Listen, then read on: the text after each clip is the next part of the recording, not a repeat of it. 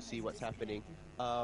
You guys can't actually see what's happening in game, but we can see who's disconnecting and what's actually going on there. So no worries there. Can I know what's the problem with the individuals? So okay, we don't know. We don't know. We can't tell you. If you'd like to know, basically, as you know, this is actually played on the tournament realm, a separate server. So for all regions to connect to it, sometimes there are some connection issues because it's connected to a main server located in Taiwan, so to speak. Yeah. So which does create some types of connectivity issues which will be fixed separately. So that will be something like that, I suppose. That's the best I can tell you. It's the technical end of like each individual sites connecting out there, and then but that's not the only issues, because players have had issues with their own PCs or with their own hardware that you're using and things of that sort. So there are a variety of issues that could occur, and we are unable to tell you what exactly.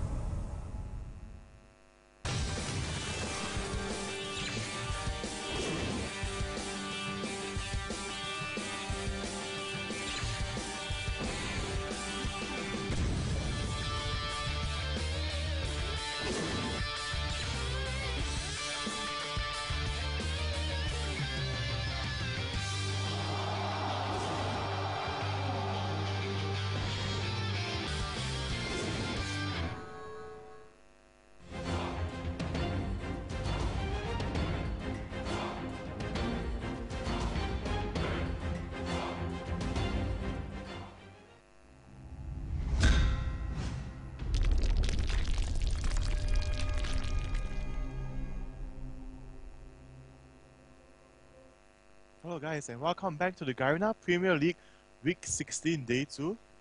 Did I get it right? Is it Week 16? Yes, it is week There's 16. 4 weeks left, you know. When it comes to calculating things, 20 minus 4 is 16, but when you count weeks, you can't really count it in that sense. No. That's so sad.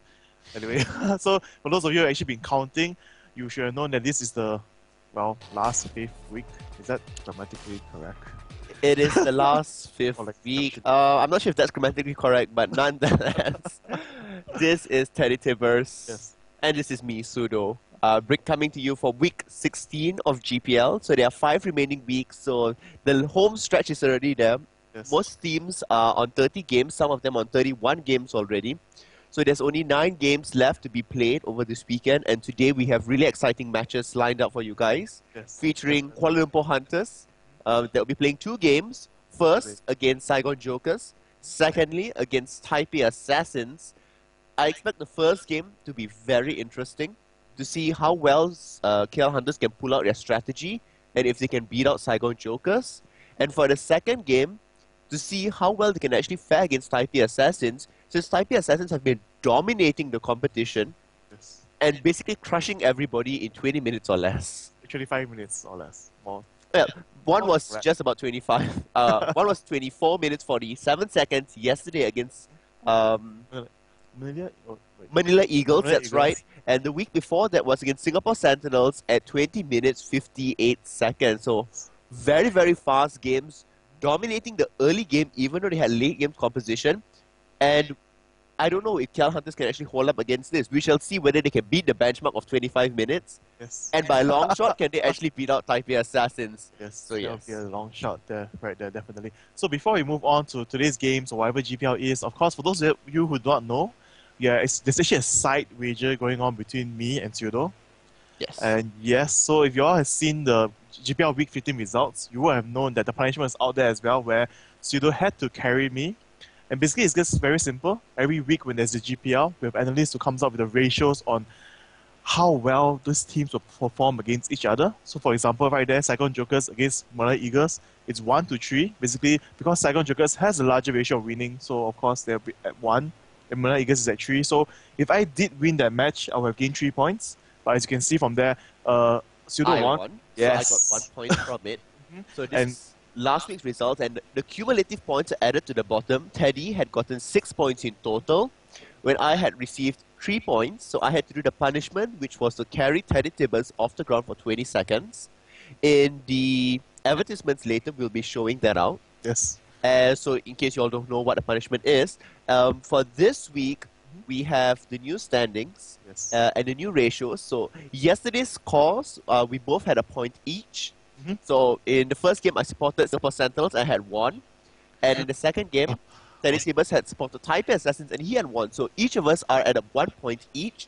Today, TeddyTibbers is supporting KL Hunters for both sides. If they do manage to pull ahead here, he will be a whopping 6 points ahead and basically sealing the victory there. However, if Saigon Jokers and Taipei Assassins do win it out, I'll be ahead by 2 points. And the only way for me to win is if on Sunday's match, if Bangkok Titans do win. That is right. Yes. So my hopes are always all placed on the underdog for the whole 2 weeks. And last week I did win because somehow Bangkok Titans won. I would have to say that in a sense, you know. I mean, they did play very well so far with the 2 new members, addition into the team. So it'll be very interesting to see how this plays out. So for those of you who would like to see what is the punishment, so if I win, for me, if I do a food challenge, it will not be that much of a challenge if you really watch Epic Challenges. Yeah. So instead, we have prepared a food challenge for Pseudo, where he has to eat the biggest badass Burger burger out there. So if you collection look for at Matterhorn. if you look at the small burger, that has already like 3 patties and it's super huge. Now look at the big one next to it. It's of epic proportions. And all of it needs to be completed in 45 minutes. That huge burger, nothing can be left on the plate. So yes, that's what my punishment will have to be for this week if I lose. However, if TeddyTibbers lose, he will have to carry me up 9 floors of stairs. So the roles will be reversed. This time TeddyTibbers will have to carry me up 9 floors of stairs. Reason why it's 9 is because our office is on the 9th floor. So Yes. from the ground floor all the way up to the 9th floor. 9th floor. So It helps you exercise a little bit more. Yeah, I got this idea because someone asked me if I want to slim down, I need to run 4.8 kms. That's a very weird number. And somehow we thought of a running thing, and it ended up with me carrying Justin up the stairs for 9 floors. Yes. So if those of you who don't understand who Justin is, my real name is Justin. Everyone knows who you are. You are so famous on the forums for being the best, one of the most downvoted. I have been the most downvotes on a single post. Yes, that's everybody post of the day. Yes, everybody wanted to troll me when I've just gotten my GM accounts minus 57. I think that was the record left out there. And I like how people in the chat know exactly what I'm talking about. The Matterhorn challenge from Eurodeli. Yes, that is right. Going to be pretty interesting to see. But it only happens if I actually lose out. So yeah. So you should help me, under the table, we should need to bribe the players fighting against Bangkok Titans, and then everyone just give them 10 ringgit, but 10 USD each, and then let the Bangkok Titans win for tomorrow matches, and then you can see Pseudo finish that burger like a boss, maybe. Well, we'll find out what's going to happen tomorrow. But before that, the prime people in the spotlight today is the KL Hunters, and the latest marketing message actually fits them really well. Really well, based on last week's performance that they had. 2 hits are better than 1. And what this basically means is that Don Murray, the strategist, has strategically put himself aside. He has benched his own self, so that he can look at the games in the third-person point of view, and so that he can come up with strategy, analyze things, and he can relate all this strategy to the team captain, Goldens, for it to actually carry it out and to execute it. So, with these 2 people combined, we do see that it's just better than, a single person making all the calls. So 2 hits, better than 1. Will this work for KL Hunters? We will find out this week in a couple of minutes' time as we go into Champion Select. But before that, for those of you who are just tuning to us, let me explain what GPL is all about. Yes. GPL stands for Garena Premier League, where we have 6 teams, 5 from Southeast Asia and 1 from Taiwan, fighting it out to be the best. So there will be 40 games played in total. As you can see, some of them have played 31 games, some of them have played 30 games. In fact, that should be updated to 4 teams playing 31 games. I think...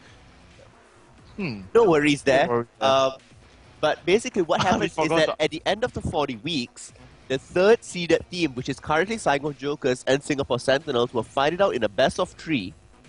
And the winner of that will fight off TPA Assassins currently in the first spot in a best of 5 to be crowned the overall GPL champions for Season 1. And that obviously comes with a huge prize there. Yes, definitely. And as you can see, right now everyone is fighting for the 3rd placing, so to speak. Like if Kuala Lumpur, there's still 10 games left for Kuala Lumpur Hunters, and today they're going to fight against, well, I would say one of their closest rivals besides Singapore Sentinels, the Saigon Jokers. Because during the GPL opening, they did lose to them as well. They lost the 3rd placing to them. And through other competitions, they did lose out to Saigon Jokers once again, so to speak, even though they did beat out the other teams. And also, it's going to be very exciting to see how well they have played off so far, because from what I know, they've been practicing quite a bit together, so to speak, with Saigon Jokers overall, as well as other teams. So like to just better improve and understand each other at the same time. So it'll be very interesting to see how today goes off, as they had much practice against one another at the same time. So, and they have been playing with each other actually even before Season 2. Yes. Yeah, for most of the players, because Nixwater and Juni, they were quite famous in our servers. In our server, yeah, definitely. Before their servers actually came up, they were... I know Nixwater, I had played with him as well when he was... I think then the highest ranking was maybe 1.8, and he was already like 1.7 out there, and he actually held the number 1 position for several weeks. So, I mean, they do have really skilled players, and they have been showing consistently that, they are a force to be reckoned with. Will KL Hunters be able to defeat them out and possibly gain a win from them? I don't know. Definitely. But I'll be rooting for Saigon Jokers in the first game. I think they have the potential, but we shall see what KL Hunters can do about it. I'm just going to end, if KL Hunters wins, so the joke's on the Jokers. That's so lame, but I don't know. I really hope that KL Hunters wins. I need to feed him that burger, because he needs to become like almost maybe about same size as me. So Oh, you know we wow. don't have this weird. I know I'm supposed to be as crushing. Sona, but He needs to have something burst out in the front of him, you know, so he can fit the Sona costume soon. I know somebody did ask me. I thought Pseudo was dressing up as Sona. And he was like, Oh, so yeah, okay. So since people have requested, we shall show him dress up as Sona. Is it possible at the end or the behind? Or this, he's doing some Okay, preparations, so just continue on with whatever's happening I'll first. be dressing up as Sona, give or take in 2 minutes time. So yes, I mean that is not the proper dress, so to speak. it's a teaser for you guys. Teaser yet, yes. Yeah. So this is the teaser for you guys to see. So I hope you guys enjoy it. At the same time, please remember he is the guy. Has not transgendered yet or transformed into something he shouldn't be. Yes. It will be soon. So yeah, not to worry. I like how Singapore's name is called Alien and Fish. Anyway, so we'll move since they are setting it up. Let's move on to show you the list of the players for today for the first game. So for those of you who have not seen the Kuala Lumpur Hunters so far, or cannot remember their faces, or I believe everyone has known Jae-yong so far, and he's the AD carry for Kuala Lumpur Hunters, and then the AP carry Goldens with the top lane currently Monkeys, and you have two junglers in Kuala Lumpur Hunters with Ipions and Domuri, and we mentioned earlier Domuri has taken a step back to be able to plan strategies much better to create to collect intel, so to speak, as he watches everyone's games play and how each player is performing, just to help out the whole team in general. And we can see so far these matches, everything has been played so well by them, especially Ipions, his Lee Sin. He's been doing a tremendously good job overall and making plays happen for the team. And lastly, our supporter Hagane. Everyone thinks he's like 12 years old or something, like because of his size and his face and his looks. He looks like a primary school student. That's what most people think so far that I have known or been told by other people. So yes. So not to forget, and then the opponents for the first match, the Saigon Jokers, they are already a force to be reckoned with.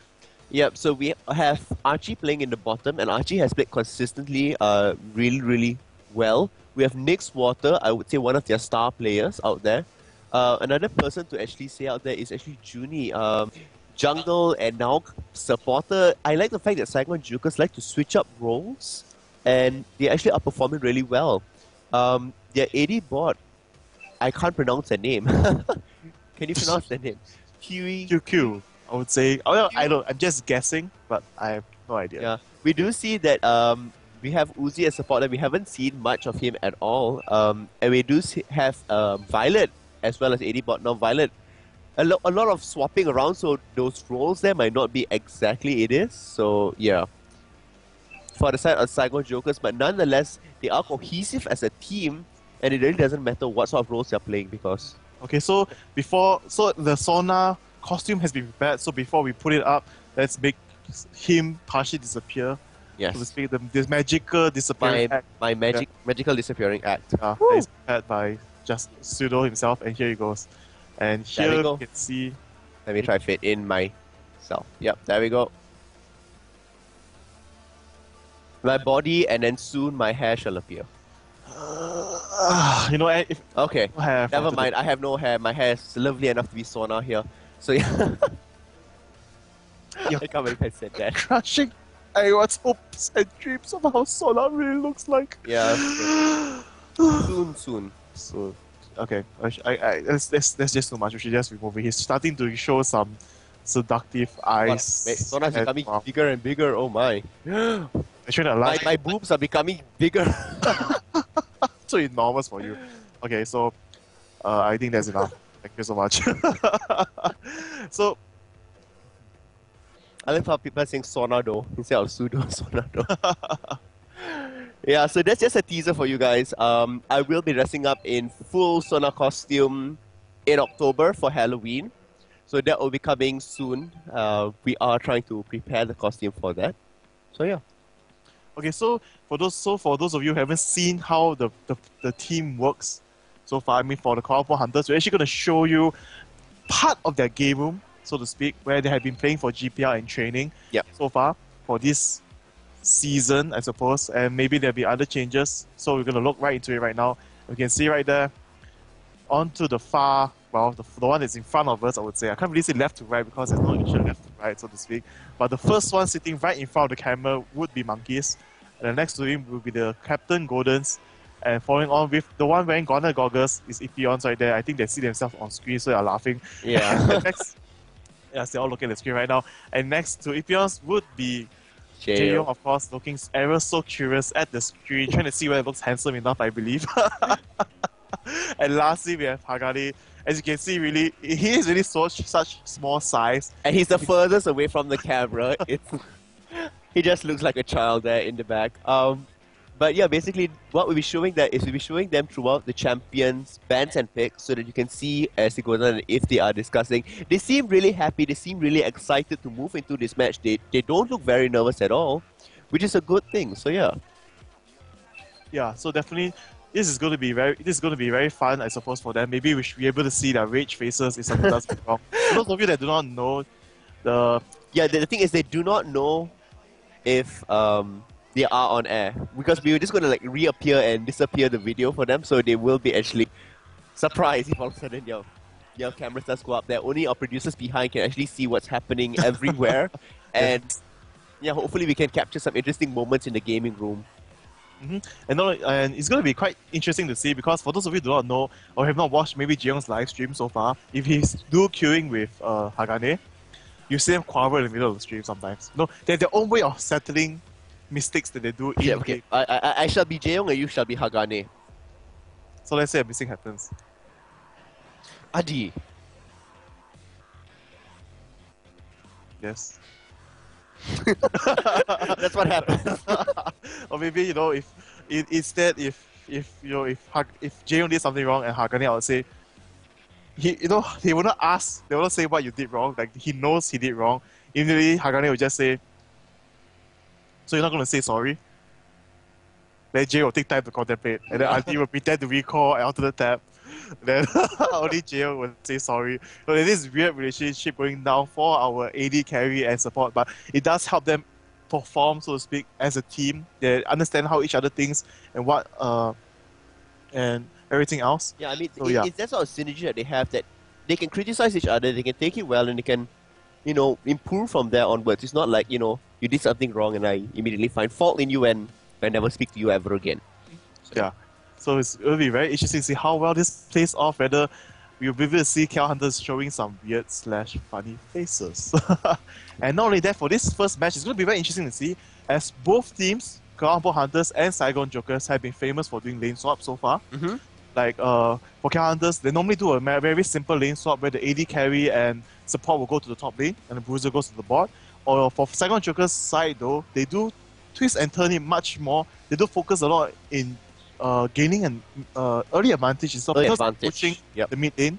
And they place the AD carry and support in the mid lane, and the support just plants towards into the side brushes, and then just prepare for ganks to come and fall back and play very safe so far. So the first game, I'm not sure what's going to happen. So far we've seen late game composition by KL Hunters. I got a bit mixed up, I was thinking. And more of a poke composition by Saigon Jokers. Indeed, with their Lux that they had before, in which Nick Swata was using. His Lux was pretty good. Not doing all the impact that he actually wanted to, but it was a really good job there. We shall see if the same composition is being done. But on the other hand, KL Hunters has been sticking to a similar composition. Yorick being always picked on top, always being given the blue buff initially. Has Saigon Jokers learnt about this, and will they actually go counter blue to stop Monkeys in the top lane? Apius is doing well, and his jungle route has been somewhat general and somewhat the same. So I wonder if anybody has figured that out yet and could possibly counter them. So yes, because so far he has played, I think at least 3 games of Lee Sin, or is it 4 so far? Can't remember. But this past weeks he has been playing Lee Sin quite a bit as the main jungler.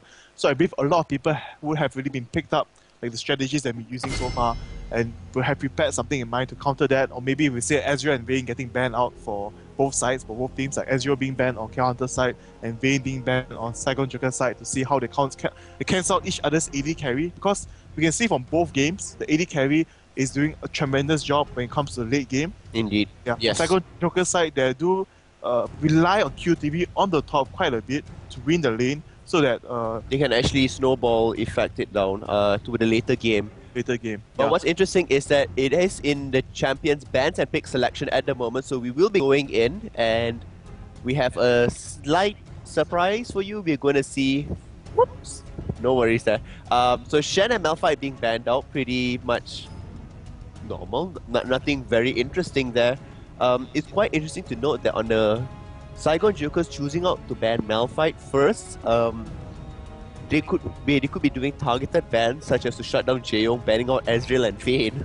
I think it's more, maybe instead they want to protect their own composition this time instead. That could be it. So we do see the pro team now inside there. All of them sitting upright, sitting really close to their PCs. Not much talking going on. It's because I believe they know what strategy it is. There's some slight discussions overall, and we can see more. The bans are focused more on disruption for Saigon Joker's side.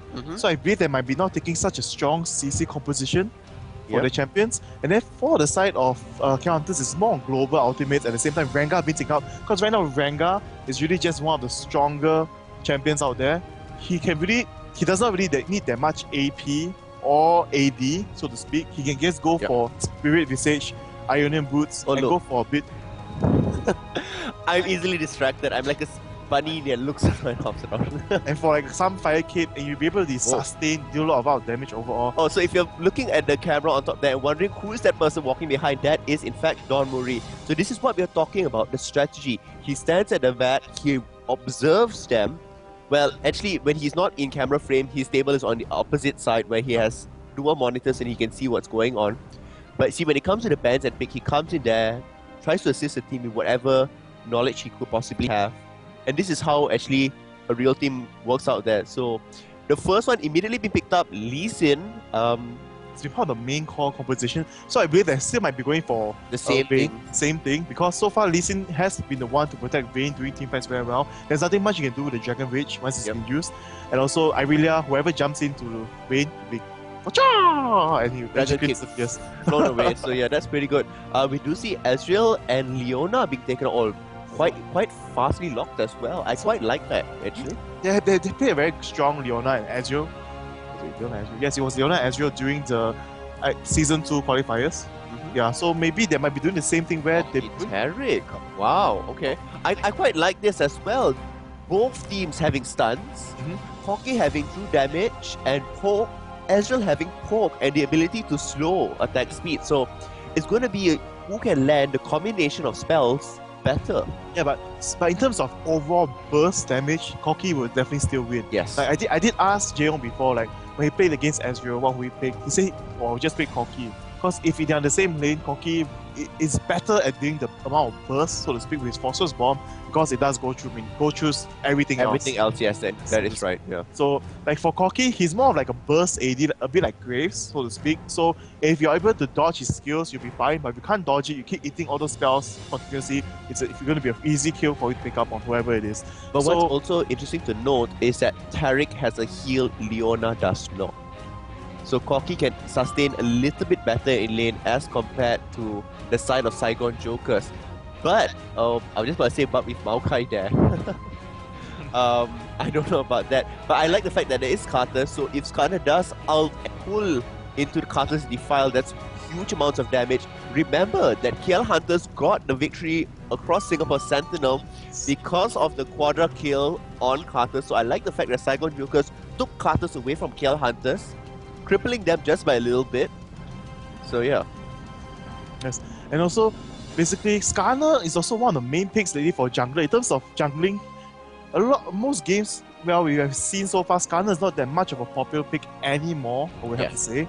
But still, he's a very strong jungler. He clears jungle waves very quickly, so to speak, and he gets to lane really quickly with all his abilities. Definitely. And his cooldowns, like for the ultimate, it's very easy to get it back to cooldown just by hitting minions at the same time. So Skarner is one of those champions with very high mobility, quick cooldowns, and also disruption. The main disruption will be either capturing the AP carry or the AD carry right there. But so I love Fiora. I love Is that a lock-in? Yes, that is a lock-in.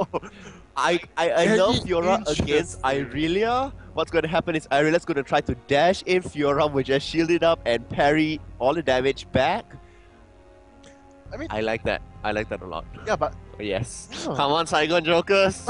Yes. Okay, so from what I can see, Saigon Jokers is actually going for, during team fights, a high burst combination, so to speak. Yes. Like if Fiora's ultimate is able to catch 3 champions, it's enough. With a mix of the Carters coming in and Fiora's ultimate, and Ezreal's ultimate at the same time, it's like almost going to be more than half health gone, and Carters will end it with Requiem.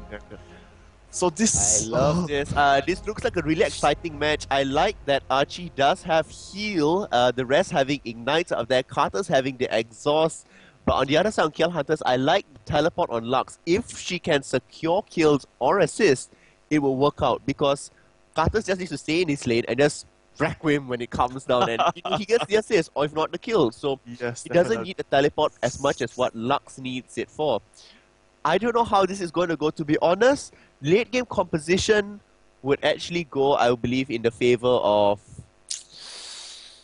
Saigon Jokers, I would say. Fiora and Carter's late game.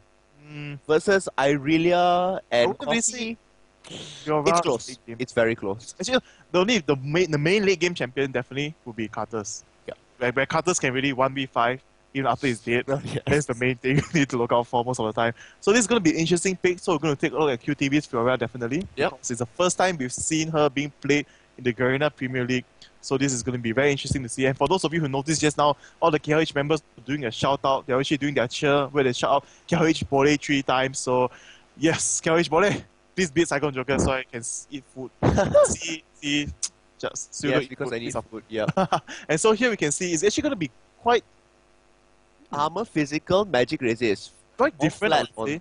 Because you're fighting Irelia, I don't really need that flat magic resist. I would expect him to go for per level. I think maybe it's just he wants to be a little bit safe when it comes to perhaps Lux or any sort of additional things there. Even here it's 921, so being more tanky than being more damaging, taking some in additional cooldowns as well.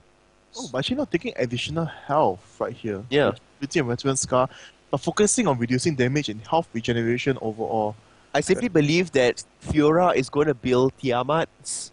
And I mean, many people say it's a troll build, and it doesn't really work that well. But if she can catch 5 people off with her, for instance, even 2 Tiamats, she deals huge amounts of damage because of all the splash that's going around. She could be focusing for that. I don't know, but it would be pretty interesting to see if she goes for the Tiamat build. I mean, definitely. But based on their lineup, it would make sense as well. Yep. I would say. But she goes in with Tiamat, and then just Requiem comes out and but they really force the team fights to happen overall. So if they do get to the dragon areas, will be in the favor of Saigon Jokers, I would say. Yes. Whenever it comes to a tight space, definitely in the favor of Saigon Jokers. Because let's look at this, the Solar Flare can go down, Ezreal's ulti can go down, Requiem can go down, Skarner's Q instantly decimates everyone there, and Fiora can ult in. KL Hunters, on the other hand, are basically single target people. One stun, one bind, so I don't know. It could go in the favor depending on how aggressive KL Hunters wants to be. Yeah, but overall, in terms of the crowd control wise, I mean, for all the spells to stop Irelia in this match, none of it is going to work. Yeah, none. Yeah, none of it is The going to work. Wall of Pain will slow her down by a little bit, but like 1 second, like less than 1 second. Yeah. Even Skarner's ultimate will be like, he catches, if it's in a team fight, like, she'll break free immediately. So we just have to see what's going to happen in this team fight. It's like, it really depends now on Irelia. Irelia will be a main game maker, so to speak, in the team fights. If she can really dish out enough damage, she chase after the AP carry to the AD carry to burst them up instantly. That will be part of the determiner because it will reduce a lot of damage that Saigon Jokers will be able to dump out.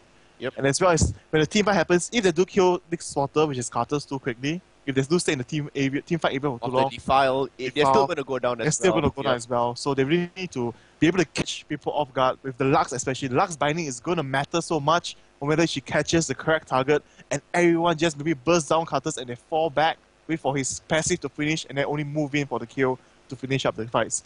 So definitely it's going to be very interesting to see how both of these teams plays out because positioning in the team fights right now is going to be so crucial. Definitely, positioning is the name of the game, and we are going to move into the game right now. The teams look as if they are charging all together as one. Here it goes, TeddyTibbers for the side of KL Hunters and Pseudo on the side of Saigon Jokers.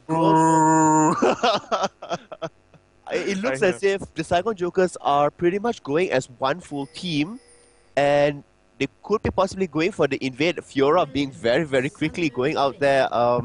They see each other. Yeah, they do see each other, but not They only wave. that, sorry. They wave. But not only that, if you notice, Tarek actually went for 2 wards and boots instead. So Yeah. they might be going for early aggression, I believe. They might be going to steal over the blue buff because that is something that Skarner definitely needs in the early stage to be able to kill out his jungle quick enough. He's a bit like Amumu. Without the blue, he still can, even if he loses the blue, he'll still be able to kill out the jungle, but just not as quickly and efficiently overall so far. So this will be the point of time to see. And you can see the engage is going to happen. They're going to spot each other right there. I think Junie did see them. I'm not so sure. I think they did see them slightly. Yes, the pings go down. They did see them walk up to the area. And now KL Hunters also saw Junie, so they're going to move back first. They're going to move back and maybe wait for the 1 minute and 55 second mark before they move into the blue buff right there. All 5 of them gathered together. This is going to be an interesting early fight, so to speak, because oh wow, wow, just totally gonna charge in like that. I just realized something about the pro team's camera. Yes, They are capturing it on real life, and we are on a 3-minute delay. it's okay. Yeah, we need to fix that next time. We'll delay them for 3 minutes, then we can actually see exactly as things are happening. Definitely. Now we can see them. SAJ doing what they do best so far. We've seen them. They've always been countering the waves quite a bit. Yes, they Slow do. down the jungle. It's pretty easy. It's quite safe. The area there is quite open, so they can go in. They can take things out. So a little bit of advantage for Saigon Jokers. Skarner getting his blue looks like it will not be contested whatsoever, and there's not going to be no lane swap. So it's going to be a very standard game so far. We shall see what happens in the midway through. So right now, everyone's both junglers just securing their buffs, and soon, well, for Skarner, you might not gank so early, so to speak, because it'd be more wise for him to actually go to level 6 before coming in for a gank. I wouldn't say level 6, but level 4 or level 4 will be enough, because But it depends on the lanes. It depends on the lanes, definitely. Yeah, because for him, the main thing, he just needs to get close enough and just slow people down With his Qs. shaking. That's how Skarner dances. So just joking. But still, Lee Sin actually going to the blue instantly after taking the raid, just going to take a look both sides. I think he didn't want it to be counter jungled out because Skarner could have instantly gone in there and secured his blue as well. But I don't know how wise it is. But look, Lee Sin is going on top here, possibly to help out Monkeys. There is no ward at the moment, so it looks like this could be something. Yeah. Oh, Ipion's missed everything right there. A bit too. Resonating with does miss as well, and Saigon Jokers looking strong. Nice thing dodging out there. Skarner on top as well. Looks like it will be going on to Epion's. Epion's now being slowed as well. Monkey is all going very, very low. Will the Ignite go off? He is being healed at the moment, and nice safeguard by Epion's, keeping him alive. I like that quite a bit. Yeah, and that was very cover up for round 2. Maybe, because as you can see, Skarner is actually one of those early junglers where you can't really win him one-on-one. Yeah. Even when it's every level 2, and with a blue and red buff, you can't really beat him, so to speak. It's a cooler reduction and additional slows. It looks like it will be going in again. Exoskeleton does go off. The stun being replied here. Nice safeguard once again. First blood by Lee Sin. Nice there. And here might be a double kill for Ipion's right here. Yes, the Lux does teleport in just to secure it, and Keldens does get the kill right there. So this is a 2-for-1 exchange, but Carters will be able to free farm for a bit more before Goldens gets back into the lane. It's very well played there by Combo Hunter, securing the 2 kills, and in a sense, the kill did not go to Irelia, so she will be a bit.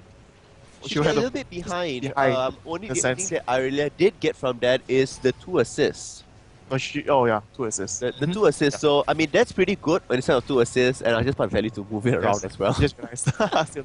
Still need to get used to this new function, so to speak. And here we are. Everything is in position. And Ipion's not going to go for Lantern, but instead going to go for double Doran's Blade right there. Going to be very strong in the early stages.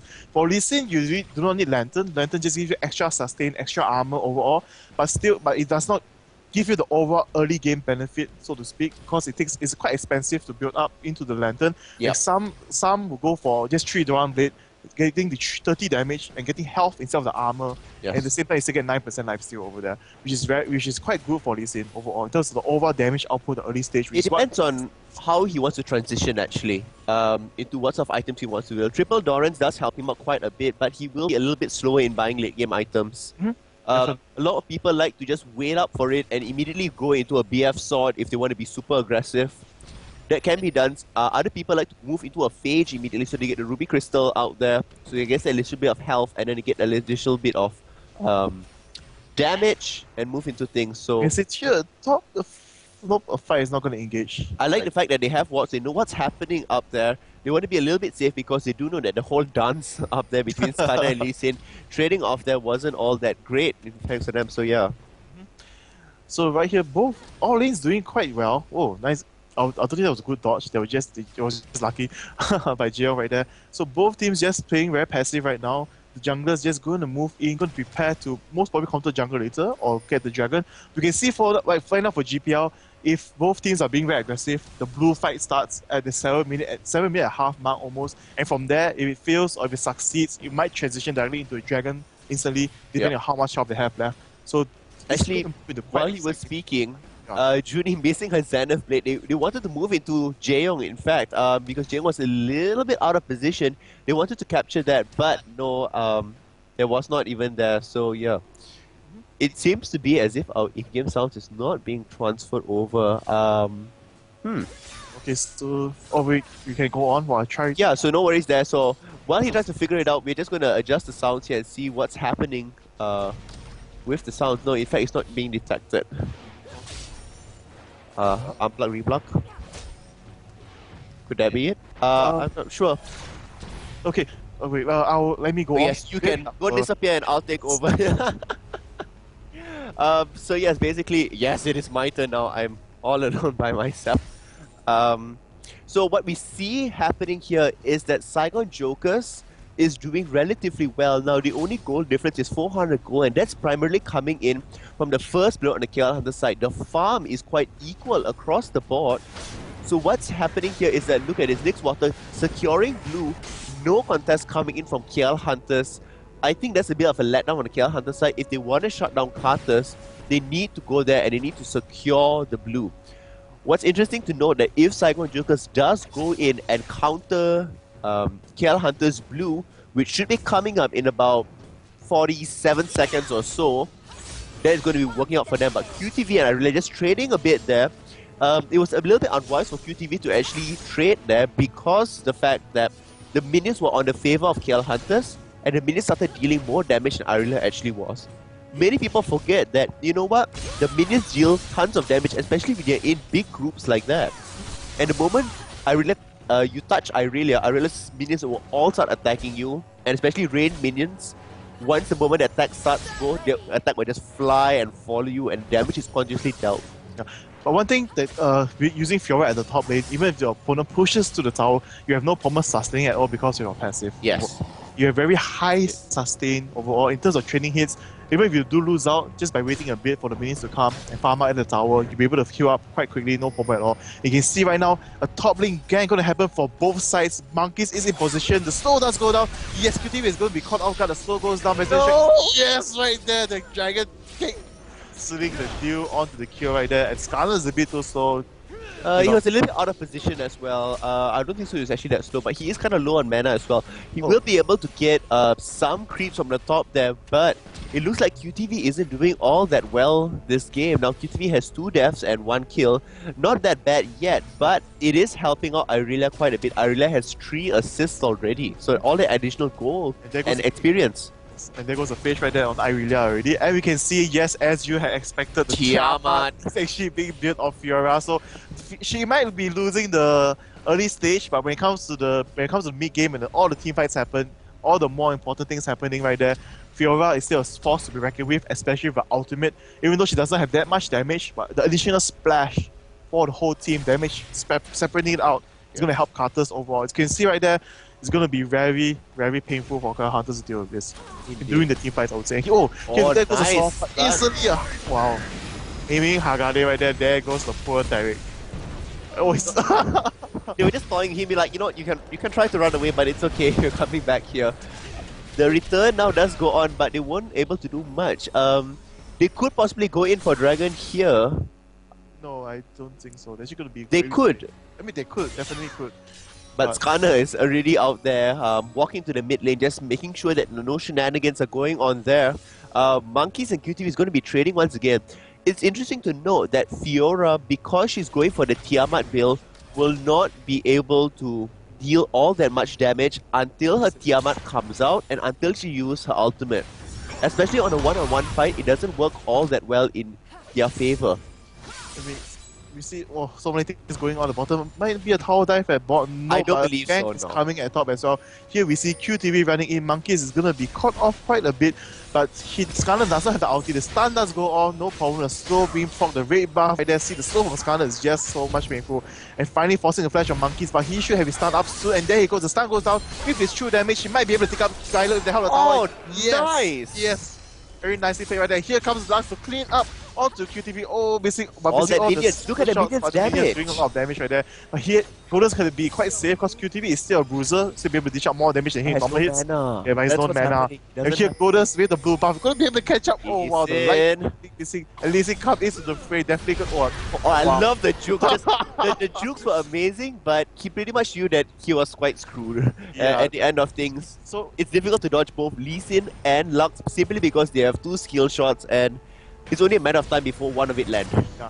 At the same time, he just delayed the time needed for his teammates to do other things. I would say, especially the mid counters. But we just saw the damage of Fiora, and that was before Tiamat. So only imagine the amount of damage to be dealt once Tiamat is actually completed. That's going to be pretty interesting to see what's going to happen there. Nice trades going off there. The supports engaging onto the AD carries and not onto the supports.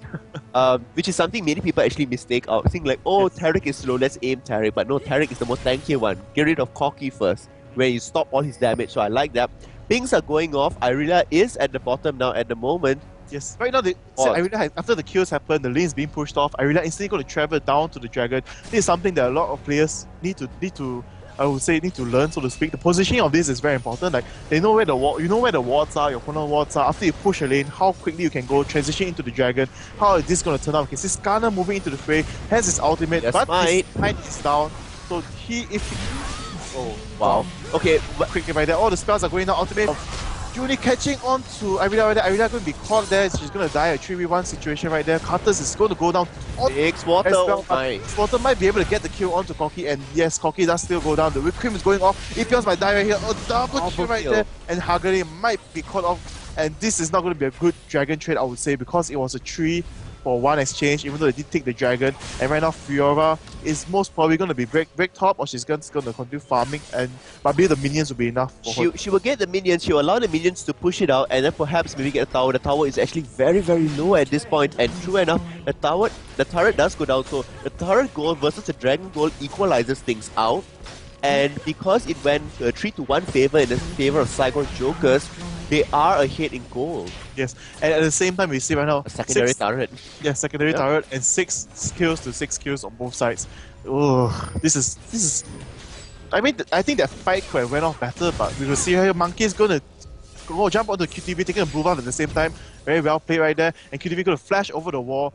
Not gonna be caught right there. Just be very safe because everyone has respawned. He saw that for KLH has respawned, so he doesn't want to get caught. I shall stay this way so that people can actually see their items. Oh. Go away.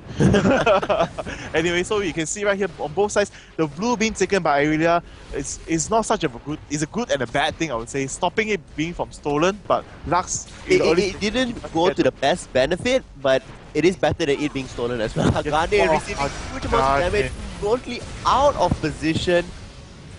Wow. They wanted to dive onto Azure, I believe, just now, but because Leona wasn't there, but as soon as the stun land and as Taric walked past the tower... solar flare was amazing. Yes. It was on point, immediately stunning him there, receiving additional turret hits, and Azure just needed to set up the ultimate decimate straight away. I believe that is a bad play by Combo Hunters because your opponent's support is Leona. She'll be able to stop you in your tracks very quickly, no matter what you do, so I wouldn't play... I would say it's an overestimation. That was overestimation. Of what he could actually do. But go Saigon Jokers, it is within their favor at the moment. So if Saigon Jokers does win this, we are one step closer to TeddyTibbers carrying me up 9 floors of stairs. Still too early. It is early. It is early, I'll give you that. It is still early in the game though. Oh, but we can see, EPS actually getting 2 Doran Blades and the Lantern actually. I didn't expect that. This build was somewhat in Season 1, where we used to get Doran's Blade at first, and then they get the additional life seal from Lantern. and then they transition into either Merc Threats or Ninja Tabi, and then straight away into a Bloodthirster afterwards. Yeah. So I mean, it was used before. Yeah. But I'm not so sure how well it's going to play out. I would say They go for this simply because they want their. over here we see a friend going on right there. By Junie. There Junie goes down, and right now moving on to Archie. Archie getting hit by the kick, moving to the wall. Lux ulti. Was it a hit or was it a miss?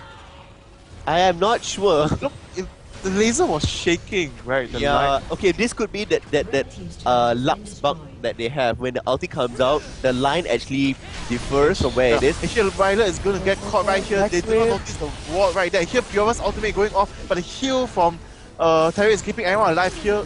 QTV is going to go down as well, and Nyx Water is going to be safe right there. The wall of pain just blocking everyone from moving into his face. That worked in huge favors for KL Hunters. Huge favors. They're actually going to move on the second turret, I believe. I really in the mid lane, going to try to push the mid lane, but Nyx Water is going to stop him in his tracks right there, and they're going to have to fall back after this. And well, right now, very well played by KLH right there. Setting up the kills at the bot lane.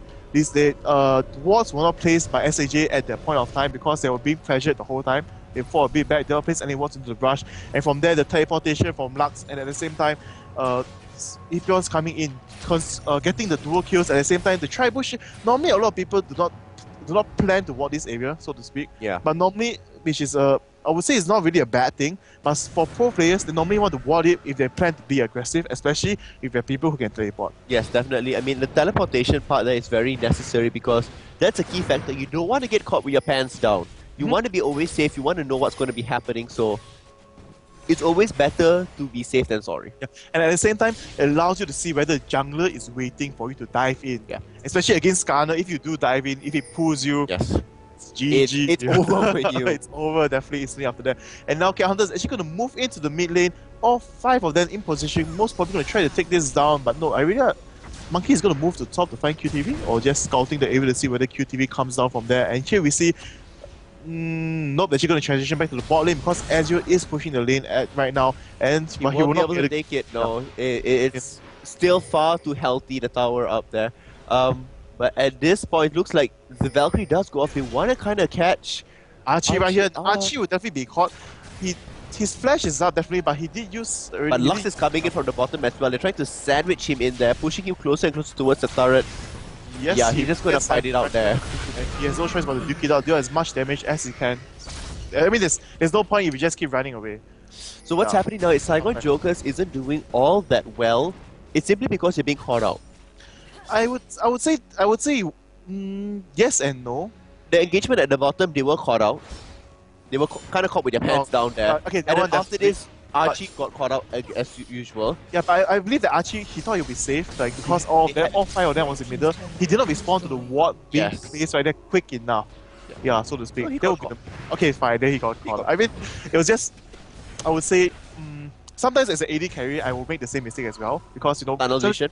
Yeah, tunnel vision. Especially when you're like focusing so hard on your objective to farm. You kind of don't look at the mini map. And you kind of don't look to the mini map, and you respond to pings and people's voice, even though they're next to you, or Skype call, or if you're on Skype or G Talk, whatever. You do respond much slower because you just are having a tunnel vision at that point of time. And look at this, everybody is dancing around blue. What's going to happen? Will Appius manage to smite this out? Looks like Psycho Jokers are backing off away. Junie actually on the other hand. Junie, what are you doing?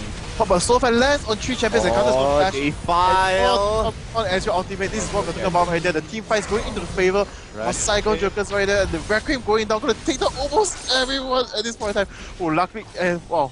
If yours is still alive, the shield goes down and we will be able to safeguard away, no problem. Come on, Ezreal, Essence Flux. Nice shot down there. Like that a lot. Ezreal looks like he won't be able to clean up anything else much, so it was a 3 for 2. Definitely 3 for 2. I mean, this is almost a 4 for 2. Almost very. This is what we're. Oh yes, the ward right there. 4 for 2 and the dragon going down. Yes. Wow. I like this game. The game has full of comebacks.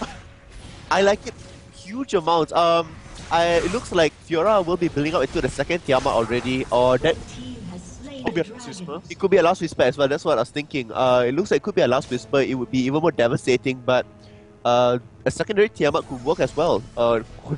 Nice dodge there. What's going to happen here? Will bullets come out of it? Looks like the bullets are receiving huge amounts of damage. Ultimate from shut down. QTV. Oh, look at that flash. Oh Action. my god, yes. I get chills. Oh my god, like, oh, that was so good, so well timed. Oh, that was so good. And right now, everything is moving into the mid game right now. Both sides gonna have to be more defensive, I believe. Wait for more on the counter side. Yeah, they have to be more defensive, that's for sure. Psycho Jokers can play more aggressive. They have a better initiate, I would say, with Leona there. He doesn't have a stronger... And look at that, Jeong actually going to use some poke. I mean, he's going to take the pokes in order for him to farm the CS and protect the tower, but right now he's just going to go down. Tower is going to go down. Juni does have blue, so he can deal a little bit more damage, but he should be aware that everybody is moving to his position. He should kind of back off, or else it... There goes the Valkyrie right there, and the poke, the fish dance from Archie is going to have a bit of a problem from running away right now. Will crippling wave come out? There goes the start, and there goes the end of him. The end of him. Archie once again being caught out, being complacent, I would say. Like, after you secure the tower, you should know that it's a good sign for you to run after that if you are alone. There's no reason for you to stay there for so long. And here Monkey is being caught out by Violet. The ulti goes down. Here's the Oracle. The spell of pain goes off. Monkey is forced to flash away just to make sure that he does not die out from this. And here we can see both sides are going to get the blue. Nope. SAJ actually going to move into the mid lane. Going to be playing much more safe. Going to protect the mid lane instead of trying to contest for the blue. You know, only Irelia and Lux is there. And while this game has been very exciting throughout, I have to say, definitely. Definitely. What was that, a misbond? That was a misbond right there. Oh, wow, that's a very big mistake to make. That is like 75 gold wasted, so to speak, right there. Salis was actually saying on the IRC chat that apparently I have something about pants being down because this is the third time that I've said it. That's the third time you have said it, definitely. I know you're not in jeans or formal wear, but you know, you still wear pants. Nobody knows that I'm not. Not till you said that. In fact, I am wearing pants for those of you all who are wondering. Definitely lying. Anyway, moving on. So this is going to transition to the mid game where people will most probably want to try to force the fights and push the turrets down. Look at Leona. Yes, Leona is actually coming from the back, and there goes the Solar Effect, catching two members right there. But he's going to be fine right there. The Lee Sin Dragon Rage kicks everyone out of position, and there goes the kills. And Fioma's ulti almost taking everyone down as you mentioned. There goes the Valkyrie right there. Going to take down. Oh, yes. Right there. Wow, nice. Right there, as you have left. And only Golden's is left right now, and he might be able to take out. No, actually does not choose the chase. And right now, QTV moving on to Golden's very quickly. But there goes the bind. There goes the additional damage. Yes, there goes. Oh, okay. No, I don't think so. They will be able to bring him down. No, they will not be able to bring her down. But I know if QTV did choose to be more aggressive just now, if we move a bit too far, not choose like instantly, he knows that he might lose. He needs a fallback. He might be gotten caught by Golden's. This game is so close. Yes. If by some reason, for instance, if Cartus gets Zonya missing laser, almost hitting right there, almost. I mean, the timing was quite good, I would say, but it's just a bit off. A little bit out of position there. I mean, they didn't have a particular ward there. It was a shot in the blind, literally. So it's okay, but. Like I said, this is so close. If Cartus gets a Zonya and stays alive, he'll be able to deal tons of damage. And true enough, that is a Tiamat. Looks like it's going to be three Tiamats. Oh my god, this is going to be insane. Yeah. This is what I mentioned. This is what we were mentioning. Like the team fights, it's just going to be AOE damage overall. The Solar Flare stuns, Ezreal ulti, Furia's ulti, and the Requiem. I would love to see if she, after a third Tiamat, get a Bloodthirster in there or an Infinity Edge and. Oh, wow, she already has a third Tiamat right there. I mean, Tiamat is... She has three Tiamats, but no secondary boots. I wish secondary boots. I wish she really does not need it, so to speak. Her abilities are on the bench. I can see here, Jeong being caught off right there. Well, the Solar Flame misses right there, but the capture from Violet is going to be enough to take down Jeong. And Jeong will be caught, doing the same thing that Archie was doing, so to speak. I mean, pushing her out a bit too far without any safe wards, so to speak, right there. Wow. I mean, Jeong, what are you doing? I mean, I know you love to farm, but that does not mean you need to farm out where it's so unsafe and no one could be seen on the map right there. I love the score. It is 17-17 at this point. The goal difference is just 3k, but that doesn't actually really matter all that much. And one thing to mention would be, SAJ actually only forced the team fight to happen once Cartus has the ultimate. Yes. Yes, they time it very well. When Carter's ultimate is not ready, they're just going to push separately, try to put pressure on the lane. And once Carter's ultimate is ready, they're just going to all gather Apions right there. And nope, Apions was not able to catch anyone. And yeah, now Hagane with the Oracle is going to help clear out the jungle wall. There's so much wards into their jungle right there. So much aggressive hunt. This is good thing. They're using their wards to help them transition into a better late game because they can see what's happening. But the oracles is actually they need to shut down Hagane very very. Archie is actually the one taking the move. But it's something that Psycho Jokers have been doing quite a bit. Takes water, knows how to control his mana. It doesn't matter. It doesn't matter. Like so far, we haven't seen when you're dead, of course, the mana doesn't matter anymore. Yeah. But overall, he always makes sure that he's able to cast out. Just look at this. Karthus has Death Cap already up. Rod of Ages is already been almost fully stacked. Let's take a look whether it is fully stacked, and yes, almost fully stacked. About 4 minutes, and already has a needlessly large rod. So Zonya is coming up very very soon. He just completed his Sorcerer's Shoes, and in about, let's say, 30 minutes, it's going to be devastating for KL Hunters. Not if they can do something. Now let's see now. The dragon fight is going to happen. Let's see how it started already. It hasn't started. I mean, the killing of the dragon has started, but not the fight. And here we're going to see... double ones right there being planted. Oh, the laser does do a lot of damage, but it's not the dragon. You see that right now. All of pain. And Jaeyoung forced to fall back. And here, wow. Monkey's actually charging into Archie right there. Almost the game down, but it's not going to be enough. And here, Cutter splashes in the defile right there, doing so much damage and forced to use the exhaust on him to reduce him from moving into the fray. And here right now, come on, Requiem. One exchange, and here Hagane running for his life with his August, the level 2 boost not on QTV, not gonna be able to catch up to him. Yes, Requiem, come on. He's gonna be alive, definitely, right there. See, just nice right there. Gonna go. Nice. Yes.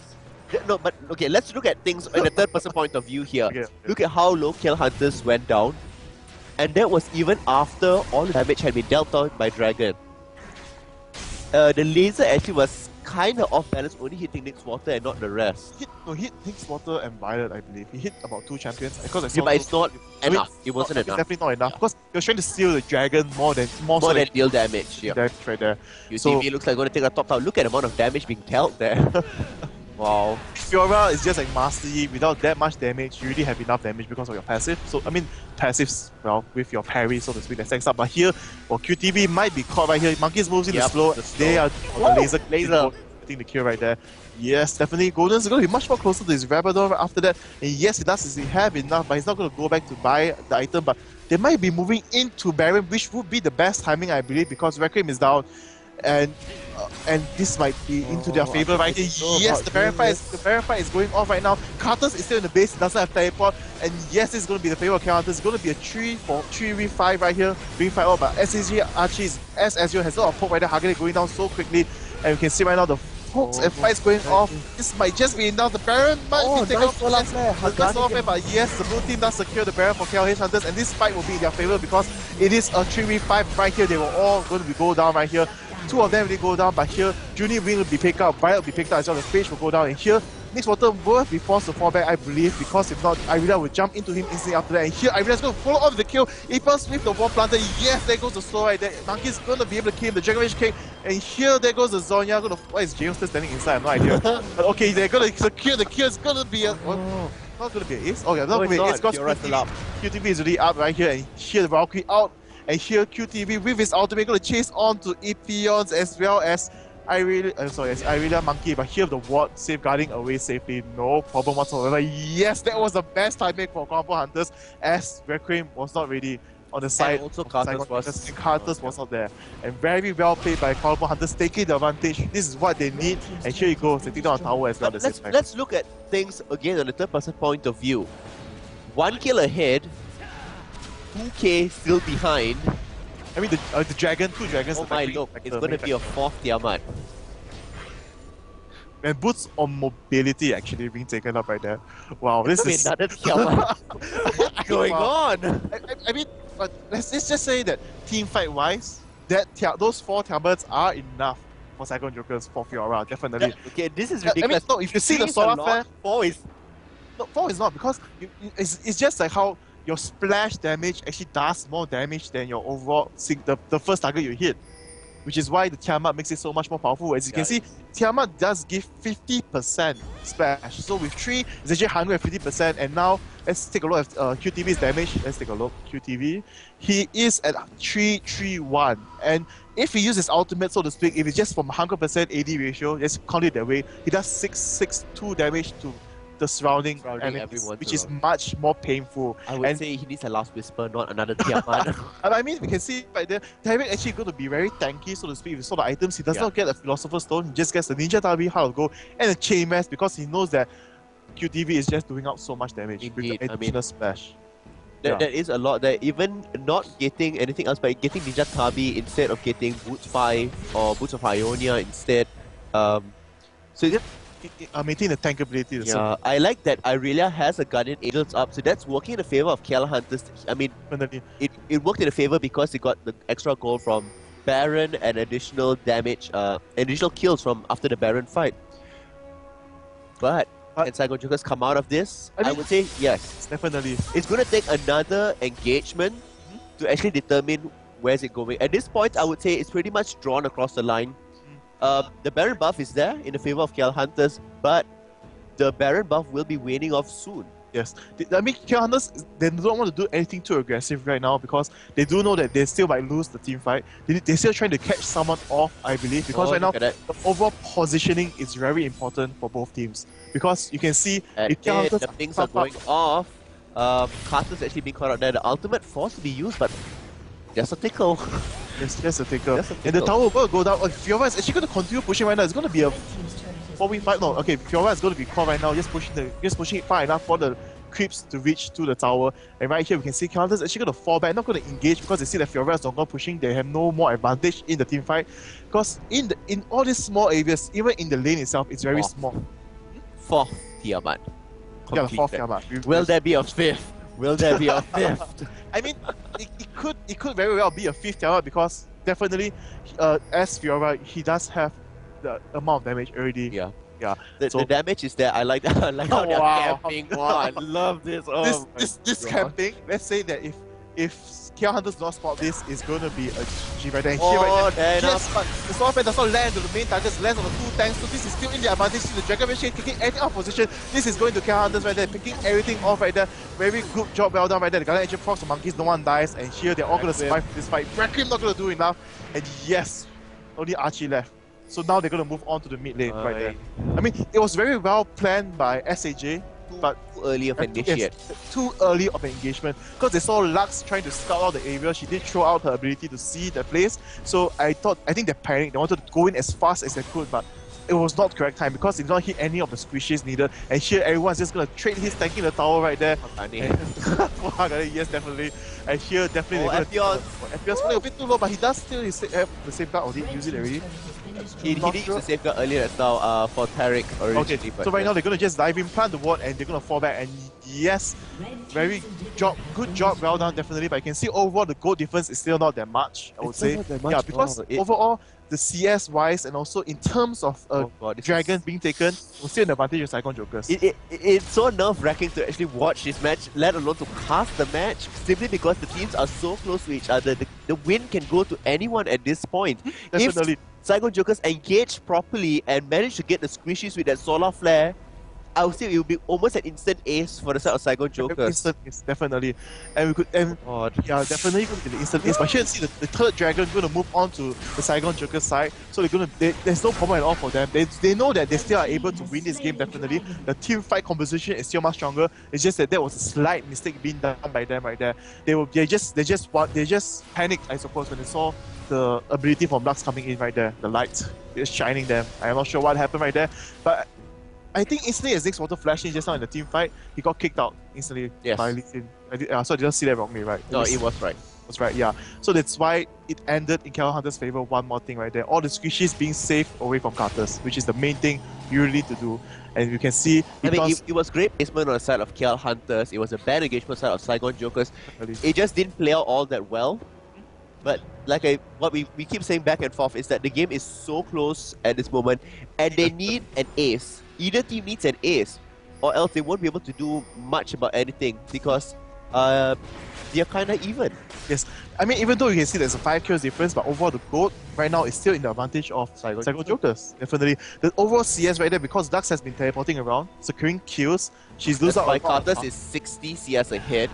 Fiora is another 60 CS ahead. And Jaeyoung is actually behind by 30 CS. It's quite surprising actually Jaeyoung's behind in CS. He is a farming king. I mean, he loves he to is farm. a farming king, definitely. But overall, if you see the fights right there, that he's trying to focus on taking them down separately. This is the time. The Baron is up. No, this is not the time. The 5th Yaba is not out yet. The 5th Yaba is not out yet. Let's take a look at the goal right there. And no, it's not going to come out anytime soon, not enough. And here Fiora is in the bot lane, being a bit complacent right there. Even though she does have the movement speed, she does have the boost of mobility, definitely. Which but they already started on the Baron. Yes, the Baron has already started right here. The fight will go on, the war is going on right there.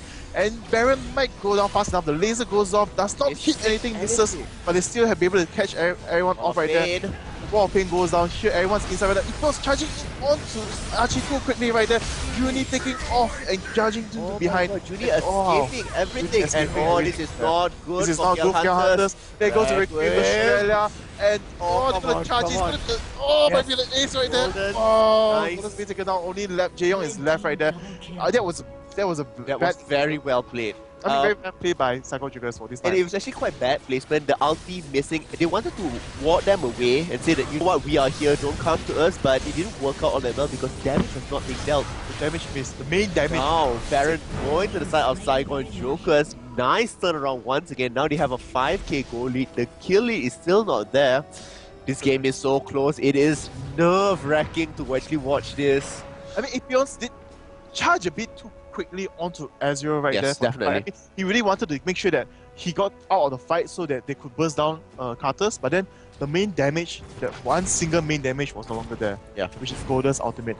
The super ultimate rainbow laser beam. You mean Final Spark? No, Finales. No, that's the old one, Finales Funken. I mean, those are the old names, but you know, those are the fun stuff, you know, you say. I like how the chat is going out there, saying, run, run, run, oh my god. Shoulda, coulda, but didn't. Like, I mean, they didn't need to run if Golden's ulti hit, because you did see that we're actually very closely placed. His ultimate could have hit 4 of Saigon Joker's champions, but when it missed, they really should have fallen back, but the problem was Baron was already more than half health gone. If they did fall back, Saigon Jokers would just move in to sweep the Baron much more easily. So that's why they tried to contest right there. People are saying they're disappointed. Oh god, why? All the reactions are finally coming in now. Then again, this match has been really close, and true enough, this match is insane to watch. Definitely, I like. I mean, if Lux is able to land a perfect ultimate even before a fight starts, on all 5 of them somehow, then definitely the team fight will instead turn into their favor because of the quick cooldowns on Lux ultimate. Because as soon as the ultimate hits, they're just going to pressure the lane, not allow them to be called back to kill. And after that, she will the ulti up again and use it one more time to clean up. I mean, look at this. Requiem is almost up once again. I like how they're cleaning up the lane. The ultimate's being used across the board. But the Guardian Angels are still there for Monkeys and Jaeyoung. Sorry, the last item is actually Last Whisper finally. Yes, not another finally. But look at this. At 38 minutes, she has all 6 items. All cheap items, I would say. I mean, for her strategy, it works. It works. Definitely. Chama is like 2.5k, I believe, or 2.4. Around that case, about 2k. Yeah, definitely. So I mean, her items overall just cost right here the amount of gold 13k, and she has everything settled. Look at this. Even Cartus has 5 items already. Nope. Yes. You can't pot as items. 5 items. 5. Wow. I don't know why I thought of 6 right there. Facepalm moment. I'm influenced by the blurriness or randomness by Dragon's Man, whatever, by Pseudo right here. Okay, I like this. They looks like they could be positioning up for something. They are all 5 together for both sides of the team, but I really a little bit out of position with Tarek. Not to worry. They're still within the jungle vicinity. Oh god, come on. Saigon Jokers, I am supporting you for this game. Make me proud.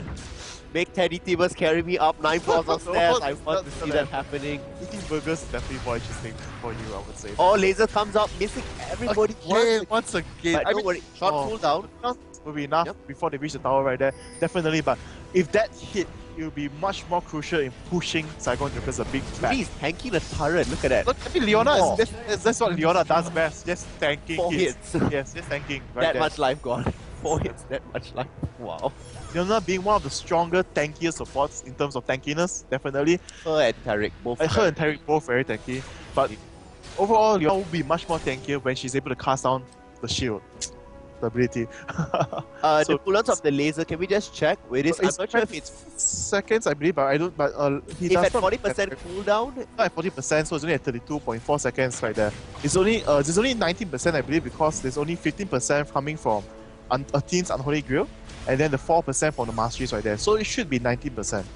So I mean, it is enough. It's about 20%, half of it. So if it is able to get the other half, which should come from the blue buff, so to speak, but they cannot come. But they can't secure the blue buff. They can't secure the blue buff right now. Okay, well, excuse me, right there. And you can see QTV is just waiting for a chance to dive in, just standing there, throwing the sword, dancing, shooting the sword, waiting for the chance to dive in for the perfect ultimate that's going to bring down everyone. Oh, I don't know about this. The sun does go off onto General. It's General? You have duty? Wow, definitely something wrong with you right now. You're passing me this sickness. But I mean, that was a good, in a sense, it was okay stun, so to speak, because they want to chip down as much health before the teamfight happens. And I think that was... Look what's happening. They are posturing at mid. They do see that Fiora is there. But look at the bottom. There's a huge wave pushing in favor of Saigon Jokers. Yeah, but at the top lane, it is in the favor of KL Hunters as well. So no, but what I'm saying that is that the top turret will naturally take down that wave. Definitely. But the bottom, once it reaches that secondary turret, it can just be taken down instantly. Yes, it's not there for too long. Remove your favor, KL Hunters, and now Saigon Jokers is forced to pull back. One of the base damage being taken off right there. Perfect. Well, he didn't even notice that here. Marquis is actually going to dive in, going to slow them down from falling back right there. I'm going to push in. They're definitely going to be able to deal on inhibitor, definitely. It's going to be a 5v4. One of the main damage dealers is being taken out. The most important one, I would say, that will make the Requiem do perfect amounts of damage. And here we can see 40 seconds till she comes out, so they need to hold it for the next 40 seconds. Can they do it? They definitely will not be able to hold it off. The inhibitor is very weak. Well, the inhibitor fine, but definitely they're going to fuck out. Looks like the top tower might be taken out as well, and the bottom tower as well if they don't teleport back. And the Baron of minions. Wow, look at that. I think they're going to give that up, so to speak, because they might want to try to secure this other tower inside because they still have enough time. QTV is coming out in 17 seconds, but Azur's ulti is just going to kill that off, and I really actually falling back to defend. Can we just look at the bottom turret and see how much life that actually is left? Oh, that's very low, but the minions are there, so distracting the minions. And I really, with the high mobility. Okay, I was like, what? I believe she was actually aiming for a minion and the turret took the minion down, so she stopped right there. That's a very basic mistake a lot of players do, you know, especially when they like to AFK, you know, they press and they look at other things and then the minion dies and they just stand there, you know. And I mean, actually QTV's position was very good right there. He was actually in the blind spot area, so to speak, but they did see him earlier because of the ward being planted out, and QTV was being complacent right there. That's why he got caught off, and Baron will be up in another 30 seconds. So right now, another Baron fight is going to determine how this game will turn out. Is it going to be an ace for Saigon Jokers or an ace for Kuala Lumpur Hunters? Or is this going to be another 70-minute match by Kuala Lumpur against Saigon Jokers? It could be. It did happen, I think, about 10 weeks ago. More than, I think it was like the third week of GPL. Yeah, it was so long. It was a 70-minute match. It was ridiculously long. You can see right here, everyone's ready for Baron. They definitely can take it down very quickly. I really are not... do they have the Baron timer? They're not even in position. This is not so... Oh, wait. No, I originally thought the game was frozen, and it sure looks like it. No, disconnected. You have disconnected, actually. This is what's happening within game. The Baron was not taken down, but on the side of Saigon Jokers, they did manage to get the additional kill. So I'm not sure what's happening on that side, but I am watching a different screen right now. Okay, this is weird. This is ridiculous. Why don't you escape and try to re-enter? Can we just close this scene for now and just change back to us and see what's happening? What's happening now is that Saigon Jokers is pushing into KL Hunters' main base. They are taking out the turret. The turret has gone down already. Baron is still up at this point. They're going for the inhibitor. In fact, it was an ace. Saigon Jokers took out Kuala Lumpur Hunters. It is 21 seconds, 20 seconds till Tarek comes out. And they are going for the Nexus turret. The first Nexus turret is already being taken out. It's at half health. It's at 3/4 health. It is now down. They are going into the next one. The next Nexus turret is down. They are going to the Nexus. It is 5, 4, 3, 2, 1. Yes! Saigon Jokers won this. Oh my god, the engagement was ridiculous. Yes, and I have no idea why I somehow disconnected from the game PvP, and yeah, but I'm able to see the score screen apparently, but I'm not sure whether it's the correct one. Yeah, So it should be the correct score screen, but it doesn't matter. I just rewinded mine so that Teddy can actually see what happened. I mean, yeah, I'm sorry to say we cannot really show you what's happening on this separate screen because it's not really connected to. It's not connected at this time, but yeah. But yeah, so we're just gonna. This is the score screen. That should be the right one. It should be the right one, I believe. The It timing. should be 28-26 in the end. The timing seems correct as well. It is 44-41. Yep. Yeah. Yours just somehow froze. Mine somehow froze, and right here the engagement happens right there. Kuala Lumpur's Hunter actually being caught off in the solar flare, the Requiem and everything, and easily being taken down right there because the brush at Baron, the Riverside brush wasn't warded, and KL Hunters just tried to walk into it to see the Baron, and they were caught off right there this time. And wow, that was very well played by Saigon Jokers. So yes, going into the score screen, apparently so for those of you who think Fiora with 4 Tiamats is Yes, I love how everybody's saying Teddy's a failure. Wow, come on, it's not my fault this happened. The PC just I'm like, everything stopped moving. I thought I was just waiting for the Baron, but apparently not. It just froze right there. And yeah, for this game, very job well done for both teams. I mean, he could have gone either way at the end, right there. Yeah, I mean, it could have gone either way. What's happened is that Kuala Lumpur Hunters got caught off guard. Mm-hmm. They actually kind of walked in and the solar flare landed perfectly on. He hit 5 of them, I believe. No, he hit 4 of them. It's a bit far away, yeah. So that actually worked out in it, so yeah. And yes, like what Salis has been saying there is that there was a lot of silly mistakes being made throughout the game. That was true. A lot of people got caught off guard. But I would say it was always in the favor of Saigon Jokers. Simply because sorry, what am I saying? Simply because what I know what you're saying. I'm like waiting for what you're stunned. It's simply because I see lots of messages appearing everywhere, so I'm like, whoa, what's going on? No, simply because that in the end of things, Saigon Jokers always had a 1 step ahead. Mm-hmm. They always could go 1 step ahead. I think I know what happened to yours. Did you press anything on your keyboard? No. Interesting. You could have actually paused the thing instead of... It disconnected from the PvP. Oh, it did? Exited, it says disconnected from PvP. Okay, that doesn't matter. So basically, we are looking at the score screen. Congratulations, Saigon Jokers. Very close game. Very, very close game on the side there. 1 step closer to Teddy carrying me up the stairs. I mean, I apologize once again. It was a technical issue which randomly occurred, which hasn't occurred before, where my got disconnected from the server. So we will have to see how we're going to go about this if it does happen in the future. So yeah, thank you so much for still staying tuned on to us, and definitely good job to both teams. But if they lose against the TPA, I need to fry them soon. Well, no worries. This was the first game. We are going to a short commercial break where we were showing you a few interesting things. Yes, interesting. To be out there, as well as the explanation on how our challenge works. So we'll see you back after the commercial breaks will be just shortly. Yes. See you again later.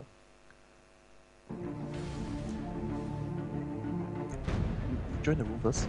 Let me just belong in. Welcome to Challenge Accepted. My buddy here, Pseudo, is going to explain how this works. Basically, what happens is that throughout GPL, for every weekend, Teddy and I will have bets on which team will win.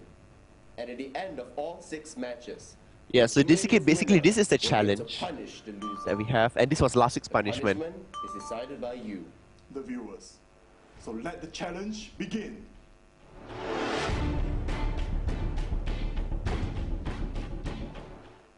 So for this week 1, punishment for Pseudo is going to carry me for 20 seconds. I'm so going to enjoy this and break his back. So just for this time, I gave him the Beyond Godlike shirt to give him some extra oomph, power. I'm gonna die now. Yes. Yeah, okay. So for a little bit of y'all who are asking me about this challenge, Teddy in fact came up with this first challenge of I have to carry him up. And yes, in fact I did come up with that Teddy has to carry me up 9 floors. 10, 11, 12, 13, 14, 15, 16, 17, 18, 19, 20. Oh, after I did this, it was insane. My back actually Yes, that like is- really hurt after I did this. How do you like that? Leave your comments on our Facebook and YouTube page to decide the next punishment. Yes, completed. So The challenge completed. I managed to do it. I'm still alive and healthy here. And this is GMBB's reveal. Finally, we see her face. Block. Block her face. Wait, no, it's this way. That's the right way.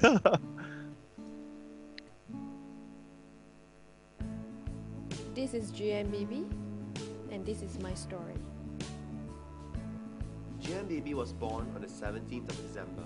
She graduated from University of South Australia and now works in Garena. GMBB's childhood was surrounded by console games. It's not surprising that she now works in an online gaming company.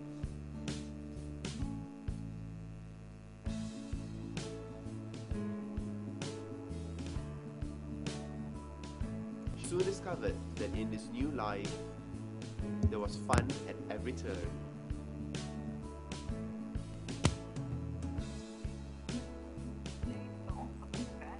GMBB designs and publishes gaming materials. She turns ideas into reality.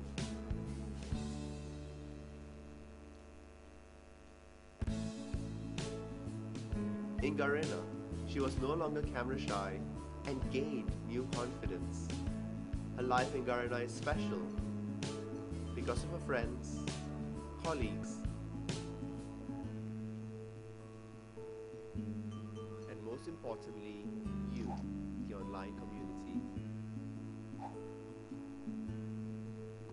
This is GMBB, and this is for you guys.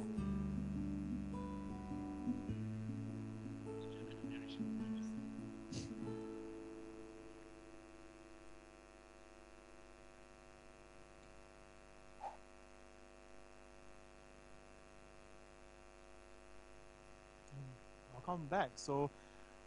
Welcome back. I hope you all enjoy the commercial break of seeing Pseudo carrying me at the same time for GMBB. And once again, I am TeddyTibbers. And I am Pseudo, and I'm actually thinking about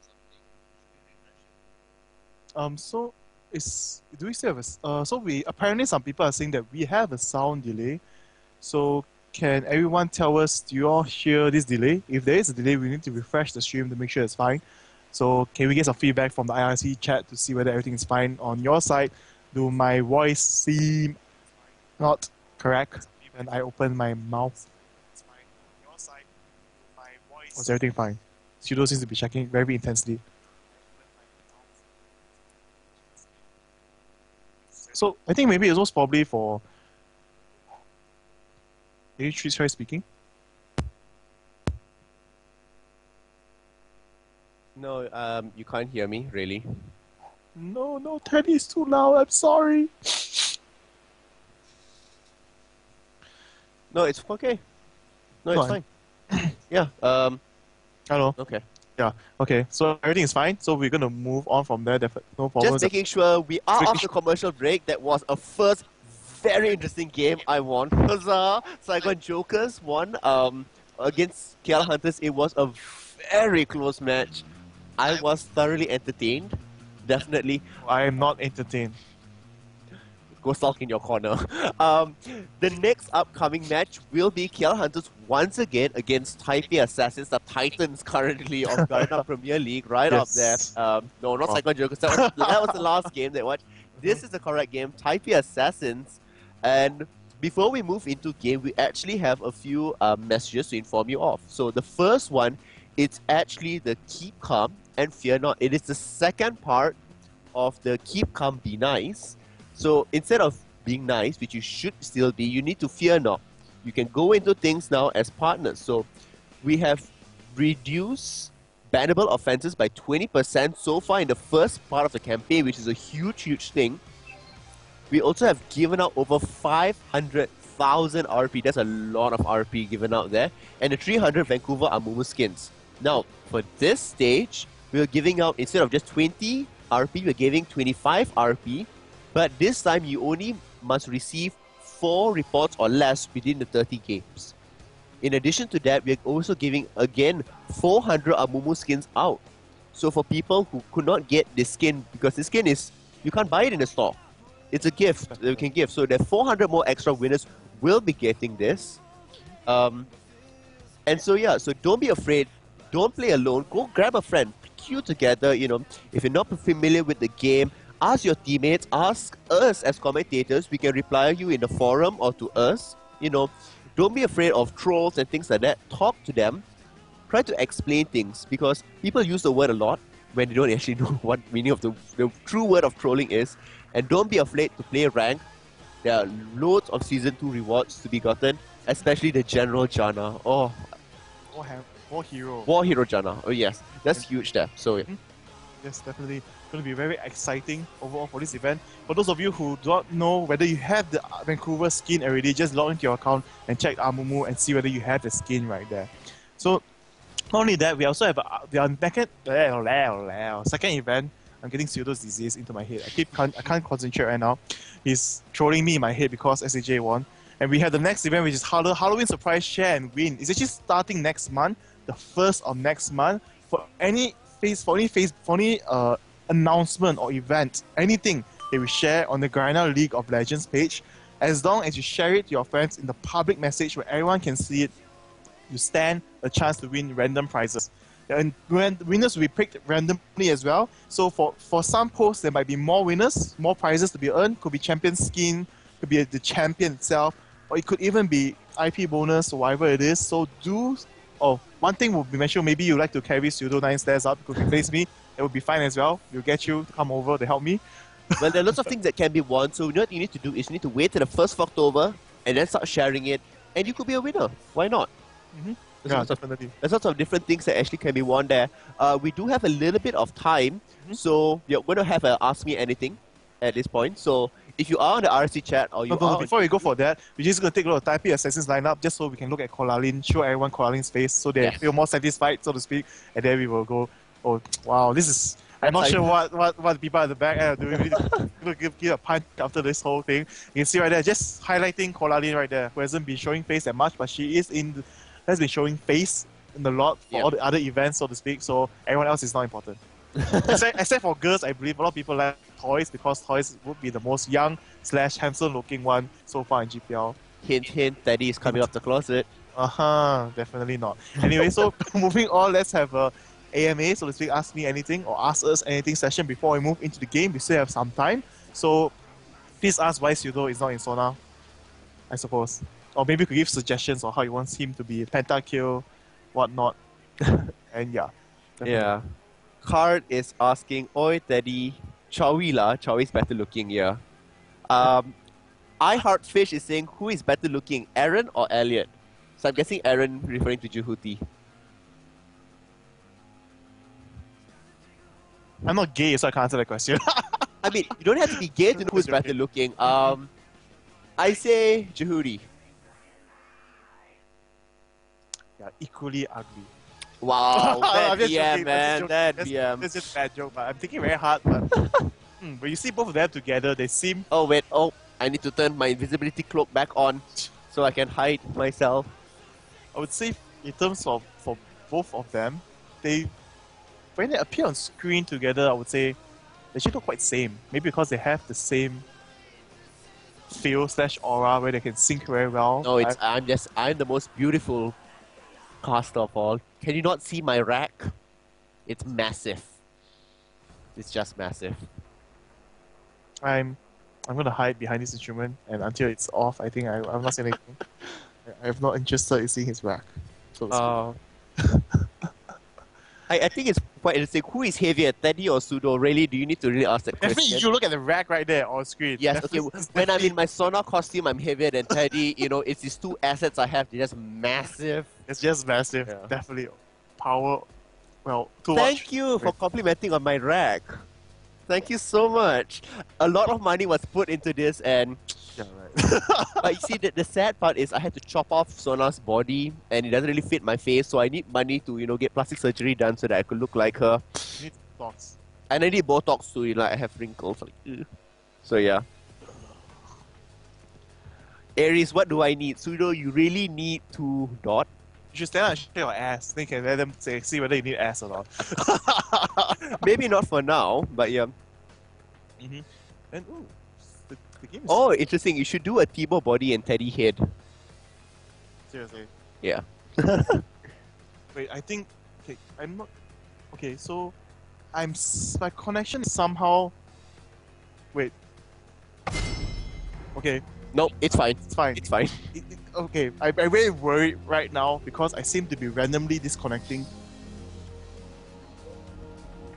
somehow. So I'm just slightly worried about that. So hopefully everything is fine. So we're actually going to move into the champion selection process for today, and hopefully everything is going to be smooth. If not, I'm going to get killed. Yeah, so basically, we are going to champion select right now. Let's go. Let's go. It's going to be very exciting. It's going to be KL Hunters against TPA, and I, for this match, will be supporting KL Hunters once again. And I'll be supporting Taipei Assassins. Yes. So we're just going to see how this turns off. No worries there. So momentarily, we will see what's happening on the KL Hunters side. We will see their video being coming up. So yeah. And here we can see the bands focusing a lot on toys, I would say, right now. They're taking out Twister, Fate, and Diana for counter side. And for the band champions on TPA side will be Rengar and Malphite. I suppose Rengar right now is actually the top band overall. Definitely, if you don't have it, you don't get the first pick, Rengar is the top band because he really is very powerful. And for those of you who know there's a bug on Rengar, so to speak, you can actually double jump from the brush if you know how to do it, which I will not explain because we shall not explain that, but I yeah. should not allow everyone to abuse it, so to speak. Yeah, so it still looks as if the other stream is having a little bit of issues on the other side. I like this look. The team is actually communicating more now. They want to see what's happening because of the bans that are going on. Cheong adjusting himself there just before he's going in. It's actually, I think, talking to Dawn because Dawn's on opposite just now. Yeah. So a bit over. You see the ban going to be 3 AP champions for KL Hunters, focusing on mid lane, AP carry, so to speak. And also for the side of TPA, they just don't want to deal with Rengar, so to speak, as well as Ezreal, which is top pick for Nunu. Actually, that's pretty standard in the past. There's been a lot of first pick Nunus out there. They want to get that for Hagane. Oh, it's a jungle Nunu. I highly doubt. I highly doubt that. I'm waiting to see something that could possibly surprise me on that, but I kind of doubt that. So yeah. And so we can see the first pick seemingly going to be a lock-in. Yes, time has passed. We're really locked in. What am I talking about? So Cannon being picked out as the first pick, one of the most versatile picks, just like Jace, but even more, I would say, because Cannon. And then there goes Jace. Cannon is like Jace is able to play multiple lanes, so to speak. Yeah, that is right. They can swap around. They can fulfill sort of different roles based on how you build them and how their runes are actually done. So it'll be pretty interesting to see what actually happens in this point. Definitely. What will actually be taken? 10 seconds left. And the second mistake is going to be a random. Oh, that my Mundo being taken. That'll be locked in actually. Mundo being one of the boss, I would say, quite strong jungler, so to speak. Like we've seen play a lot of Mundo throughout the GPL. Yeah. As well as Alistar. And I can't remember the other one, but he's been performing very well with Mundo so far. So this will be very interesting to see how well this turns off and what jungle the KLH is going to pick up to fight against Mundo. Mundo able to clear the jungle wave very quickly, and at 6 almost unstoppable, so to speak, in terms of when he does gang a lane. If the opponent does overextend, for him to catch up with the cleaver, with he takes exhaust, everything, there's nothing much you can do to run away from Mundo. Yeah. So Vayne picks up here. So it's going to be a Nunu Vayne composition for KL Hunters, definitely. Seen it a lot. Oh, looks like they're going back to the original strategy. Yorick, Nunu, Vayne, Lee Sin, and then possibly Carters. This worked out against Singapore Sentinels. It worked out against Manila Eagles. They did not use this against Saigon Jokers, but I wonder if it work out against 5T Assassins. If it does work out, it should be pretty interesting. But Shen, wow, it's gonna be tough. Wait, what if it's Shen support? Technically, Shen is a support hero. He's listed as a support. He is listed as a support hero. But with Lulu being taken out, I highly doubt Lulu top. Lulu top can be done, but still. I mean, that would not make sense so far. Unless Shen goes the mid, he's going to taunt the AP mid and throw proper blades under their die, then you know. that very well could be it. So yeah. So we're gonna see Jace and Lulu at bot, I believe. So it's gonna be a high poke, high damaging Vayne against the Nunu and Vayne, Yeah, which will be able to shut them out quite easily if Vayne does not dodge those abilities to Like Little Lands. get the lands. The slow of Little Lands actually is really strong. Carter's being chosen out here. Could it be the same Lee Sin? Will Lee Sin be picked up? Oh, will it be the same or will it be a slight variation? I like how the KL Hunters are like thinking about this. They're all posturing, and true enough, it is will be a Lee Sin. So this is going to be what won them last week's game, so to speak. They're gonna It's the same composition. same composition. It worked for them once. Will it work again? And look at this. We have the two teleports, which was the same as Yorick had a teleport and the Carters had a teleport as well. So I like it. So last pick, what is the AP carry going to be for TPA? Might be Ari, so to speak. We've seen a lot of players pick Ari when fight against Carters because of high mobility. Oriana. So Mundo is going to charge in, or Shen is going to charge in, and they're going to use the Oriana ulti again. We've seen Oriana being played yesterday, and the combination was perfect with the Shyvana diving in. Instantly, the ultimate just sucks everyone and does tons of. Look at this. Shen can go in to shield the final person that goes in, and Wild Rope can jump on top again. Overall, just boosting everything up so much. Yeah. I would say. In terms of survivability, TPA has it. Mundo's ultimate, Shen's ultimate, Lula's ultimate, and even for BB using Jace, will be able to, so to speak, become tanky as well by changing to melee mode. Yeah, so this is going to be very interesting to see how this plays off for this game, I would say. Indeed. Yeah, and lastly, for counter side, you have seen last week, it's going to be the similar picks. This is what, even though we could see from both games, counters were seemingly losing in the beginning, but once they transition to mid to late game, they're performing very well. So I'm just going to see how this turns out. Not going to place any doubt onto Colorado Hunters because they are the team I am supporting. I definitely hope they will win out of this, and we're going to see what happens after this. So let's move on. So, is there anything that intrigues you that you like to take a look and check? I'm sure that KL Hunters are using the same sort of combination of runes that they have, but I want to see if Mundo's actually using the spell ramp. Something that we did talk about before. Definitely using the spell ramp, unless he's decided to change and remove it. And yes, actually going for movement speed this time. See, we did talk about this yesterday when Taipei Assassins were playing, and we had the extra life seal there so that it actually could be done. Yeah, so the spell ramp, indeed. So whenever he throws his cleaver, he heals a little bit more. When he has Burning Agony on, he has a little bit more life that he can return to himself. And it's quite interesting that he's not using it now. Yeah, actually going to play for more safe, tanky build, so to speak. Overall, I would have to say, definitely. So I'm very interested to see how well this will turn out. So he's not using his spellware rooms. Let's see. It's all numbered here. Let's see whether it's somewhere hidden here or has been removed entirely from his room page. And it sure looks that way. Yeah, the last two are not having it. So this is something that I've planned already. I would believe. So most probably, instead of, I think he's most probably will focus more on the gangs. Instead of taking the exhaust, he does take the flash instead. Quite different choice. I'm a little bit puzzled here, to be honest. Because of two different things.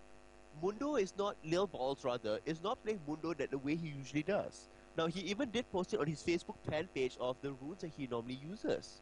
So, could this be a new strategy that Taipei Assassins have developed? And actually, I'm really curious now to see what Jace is using as well. Okay, I believe it will be 1680 and flat armor and magic resist per level because that will be the standard rune set to be taken. But no, actually gonna be 15 physical damage, flat armor, half of it spent on magic resist, and actually going for mana regen per 5 at level 18. This is interesting. This is all very peculiar. Let's look at the masteries. And 2109. More standard, but actually not taking the extra 10% critical strike damage, but instead going for demolitionness. It looks like they're going to do this super fast push strategy once again. Yeah, it's going to be a super fast push, not only just a super fast push, but at the same time, Mundo most probably be everyone's Very quickly look at Shen. Very quickly look at Shen.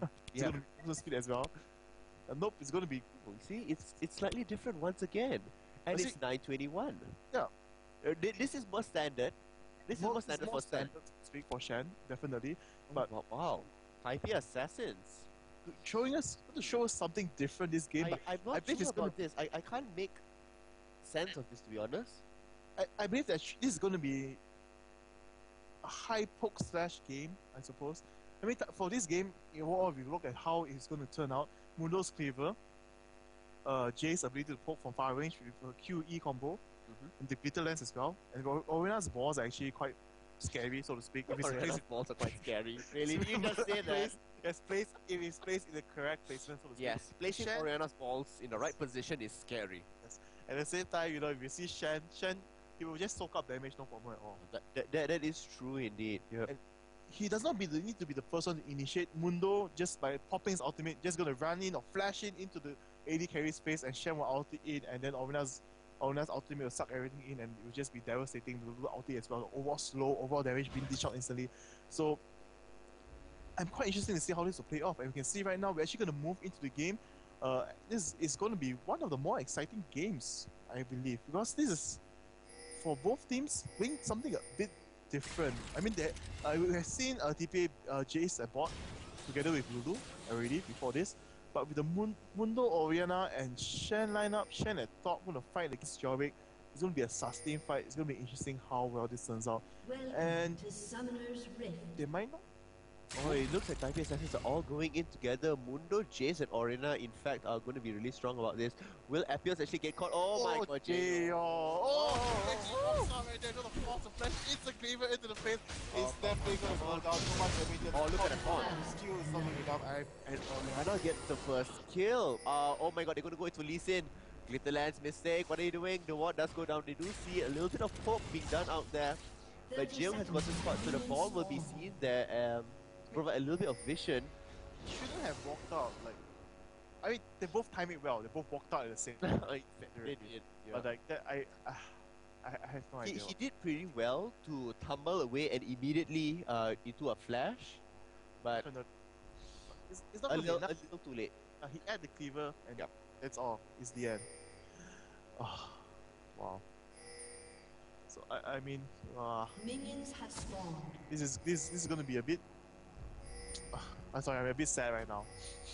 First bird going on to TPA is going to push them a bit further up. So we're going to see whether they're going to be able to give the blue to Jorvik, or is this going to be a lane swap. We see Nuno and Vayne heading to the top, and Vayne, and Nuno's going to start at the raid with Shen all together. Going to clear up very quickly right there, and we can see right here Lee Sin actually going to take the waves and they're going to slowly move into the raid. Going to be very safe right here. A fight is going to occur. We can see, wow, BB and Mystic actually going to contest for this raid buff, and Ipions and Golness is just going to wait for the opportune moment to go in. And here we're going to see a 2v1 situation. Carter is going to come in. The wall does fall off for Mystic, so they're going to fall back after this. They do not want to engage, I believe, in wow, but they do manage to delay Lee Sin leveling up at all. Just constantly poking him, letting him stay there at that area because they know there's a lane swap happening. Jorvik is actually taking a blue, going back to base at level 2, and BB and Mystic actually spending so much time right here. Ipions being slowed already, and there goes the damage from BB, taking down the half-life, and Golden's moving into the frame. The teleport from Monkey is gonna flash in, gonna take off Mystic here. Everyone flashes in, the exhaust go down. Mystic actually still not falling. Oh, Ipions missing the missing strike. He lets go down. It's gonna be a 1-for-1 trade, but everyone is cornered here right here. It's not gonna be good for Hunters, and Monkeys is gonna throw away the blue buffs. Probably dodge the cleaver right there, but it's gonna be not gonna be enough right here. The speed buff, everything going on, and there goes the double kill for Mundo. Really at the beginning of the game. 4-1. 4-1 right out there. Oh my god, just 4-1. I mean, this is ridiculous.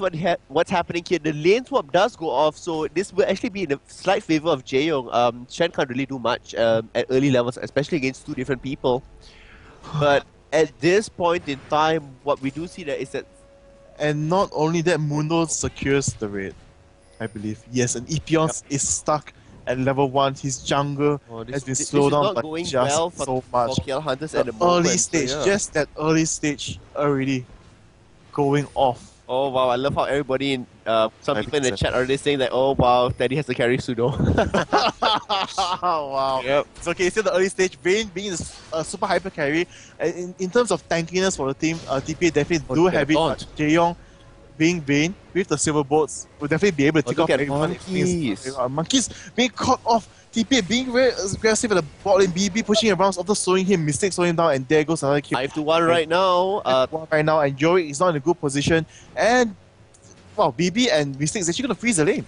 They're not going to push it. They're not going to go be aggressive. They don't need to push it because they do know that the moment that Monkeys comes back to the lane, they can take him down once again. Yes. I mean, the combination there is still really good. And they don't need to worry about things. Okay, that's definitely for them. Yeah, no worries for them there. But here it's all going to be dependent on how well right now Jaeyoung is going to perform. But look at this. Look at the screen where Jaeyoung is actually sitting. He is so upright. He is so looking at his monitor. This is how focused he actually is. Yes. They know that he did give up the first blood. He is a bit far behind at the same time. Yeah. I mean, in terms of that. And he really needs to back up because this game will rely onto him and Goldens at the end game. And here we can see aggressive ball already being planted. Little ball's going to fall into position, going to catch Epions here. And there goes the Cleavers, and there goes the Burning Agony. And Epions is going to safeguard away. No! His safeguard was still on cooldown. He already used it earlier when he was farming the minions. And wow, 1-6 right there instantly. And the goal difference is really almost at 3k. Oh.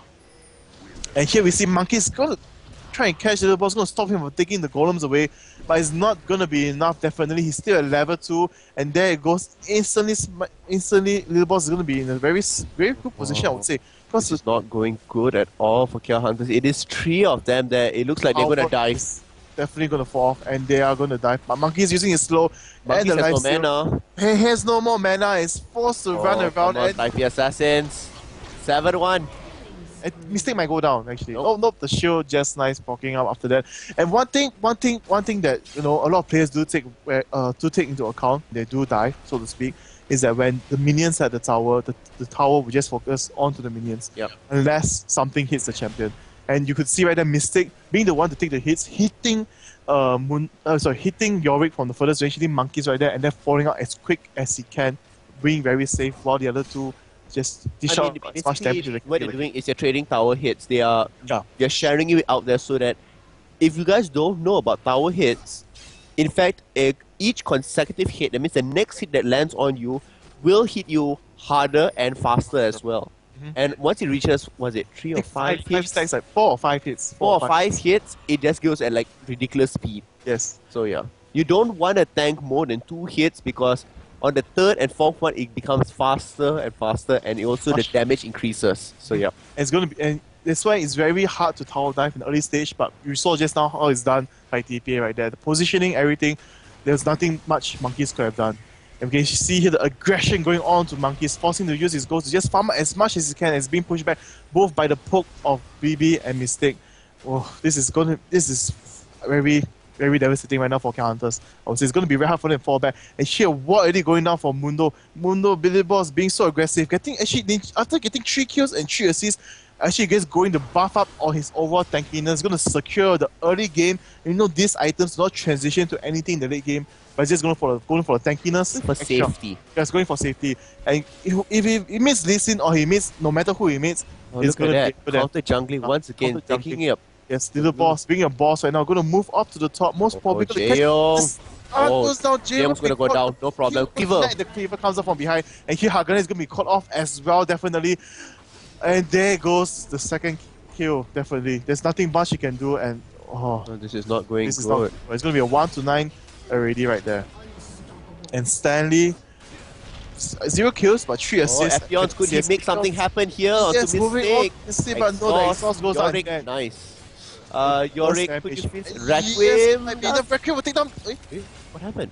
He was stunned. He got stunned by Orena in the mid lane, and the Requiem was cancelled right there. And wow, perfect combination. Go TPA Assassins. Yeah, come on, make TeddyTibbers lose this. Wow, actually that was great communication on the side of TPA Assassins. I would say not only just communication, but overall control. Yep. They knew that was going to happen, and Orena was just in position to stop it from happening. And there goes the first tower down as well. TPA takes it.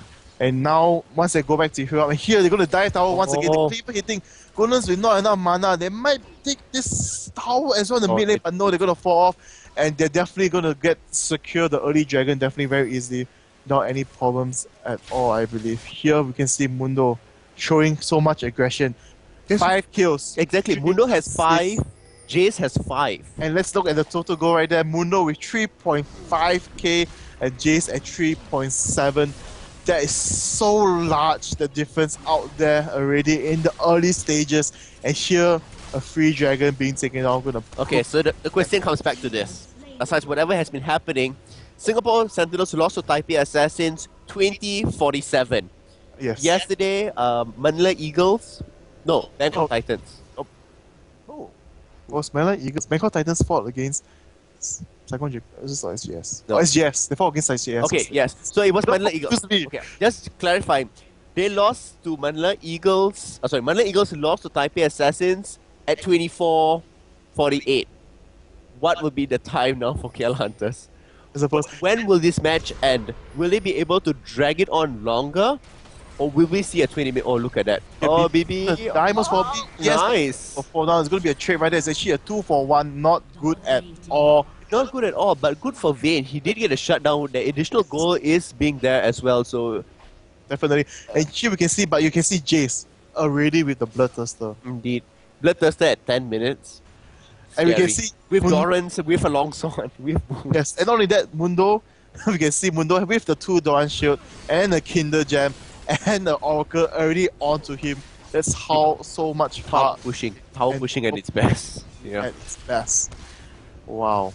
And Yori is going to try to push the bottom lane, and he's going to use his ultimate just to do as much damage as he can, push as fast as he can, but he has not He that doesn't much. have that much damage in the first place. I mean, here they're going to Oh, actually diving onto the tower, going to be caught Nice. by Epios and Golden. Another very well played right there, but you can see, wow. Oh, Jaeyoung gonna get caught out once again. They're just waiting how Gane actually get Wow. Instead, Jaeyoung should actually just back off from He's this. gonna farm all the last 2 CS before he goes back right there. As if you did notice, Jaeyoung was actually farming 2 CS. He actually cleared out the creep wave before falling back. And there's no way he could have saved. No, there's no way he would have saved. Even if he did condemn one person to the wall, the other person was there, and then Lulu was following up as well. So yeah, no. Wow. And here we see Jace with the Bloodthirster. Unstoppable force right there overall with his AD ratio of the abilities. And here we see, we might even see an early Baron with how this is going on for TPA side. And here we see, Following their earlier trends, I would say no, they won't even go for a Baron. I mean, it depends because right now, in comparison to both games that I've played so far, this is the first time where they have gained that much advantage so Because quick. of the earlier part, yeah. Because of the earlier part that happened right there, so much early advantage instantly, just right there. Bloodthirster, 10 minutes. And Mundo is actually going to go for Ziggs Herald, I believe. He's actually going to play more of him being the tanky support. Yep, it sure looks that way. Look at Orianna. Orianna has Athene's and Holy Grail already. That is really strong. Phage already being bought as well. The 2 GP5s already on Shen, taking away there. And So not only that's helping. the Phage. Yeah, I mean, It's like so much. There's so much money being placed out there for TPA to spend. No problems at all. I mean, this is going to be very hard for counters to come back. I mean, if TPA does make a mistake and somehow Jiyoung gets an ace, then definitely there's still some chance, definitely. But it's going to be so. It's a slim chance at this point. Slim chance at this point, definitely. And just look at the amount of damage that's being dealt out there. Monkeys can't do anything to Stanley. It's like tickling him. Come here, Shen. I want to tickle Here you. the teleport from Carter's goes off, and here goes Stanley might be taking off. Oh. He's just going to get enough energy to taunt soon, but it's not going to be Nice. fast enough. And there goes the kill right there. This is what a combo hunters do need, even though it took so many people to take him down. But they need. But they should be doing this. Yeah. TPA is getting a little bit overly aggressive, a little bit overconfident, and they're going in one by one. I like the fact that KL Hunters are coming in, taking them out one by one, and slowly trying to get back the advantage again. It is kind of working out, but look at Jaeyoung getting poked out there. The Orianna burst with the Jaeyoung. That's ridiculous amounts of damage at this point in time. They already are shoving into the base at 13 minutes. My, could this be? And they could definitely push in because Shen is out and his ulti is ready. Definitely out there. No damage being dealt And out. look at what Yorick's at the bottom. Yorick is now teleporting back and to actually assist out because your Mage is being sieged at this point in time. They all need to go back and heal. And if anybody gets caught for the side of KL Hunters, that's the end of it. And you can see the aggressive walls being placed by both sides so they know that everyone's standing beside the wall. And you know Orianna they're able to do a lot of burst damage overall. The glitter lance, the poke from Jace, the pokes from Orianna at the same time Mundo's favor. Here we see Ipion is jumping out a bit. Epions. Not sure why. Oh, it was Monkeys. Oh, wow, look at Take that. out burst. That's burst, ridiculous. Amounts. And so much pressure just with 4 of them in the mid lane, and Shen is just going to push the bot lane because it's not needed, and he does have his ultimate ready, and he can go into the mid lane at any time. And here we see, most probably, the tower will go down. There's nothing much. They can't do much about this now. Even if the Condemn does go off to push nil balls away, he is going actually relatively low. Could Jeong be making a... Jeong, it will not be enough. I mean, he needs to proc the silver to get the kills, but the Doran shield is just blocking off that much of his early... Yeah, and Shen is going to push at the bottom right now. The cleaver going to Monkey's face right there. I don't know The dragon is going to come out in 1 minute and bury it in 30 seconds, and... Yikes. Yikes. This is... Wow, this is I would say landslide for TPA. Because of the I don't know about this. Just look at the itemization on KL Hunter's side. Let me scoot over so we can see it all. And at the same time, let me adjust it one more time, I suppose. It is like 4 Dorans onto Yorick and 2 Dorans into a BF sword onto Vayne now. Compare that onto Jace, who already has a Brutalizer and a Bloodthirster. That's huge amounts of extra damage being there. Yorick getting 4 Dorans because he doesn't have time to build into anything else. Yeah. And from here, we do see that Rabadon coming up very soon for Orianna. Definitely.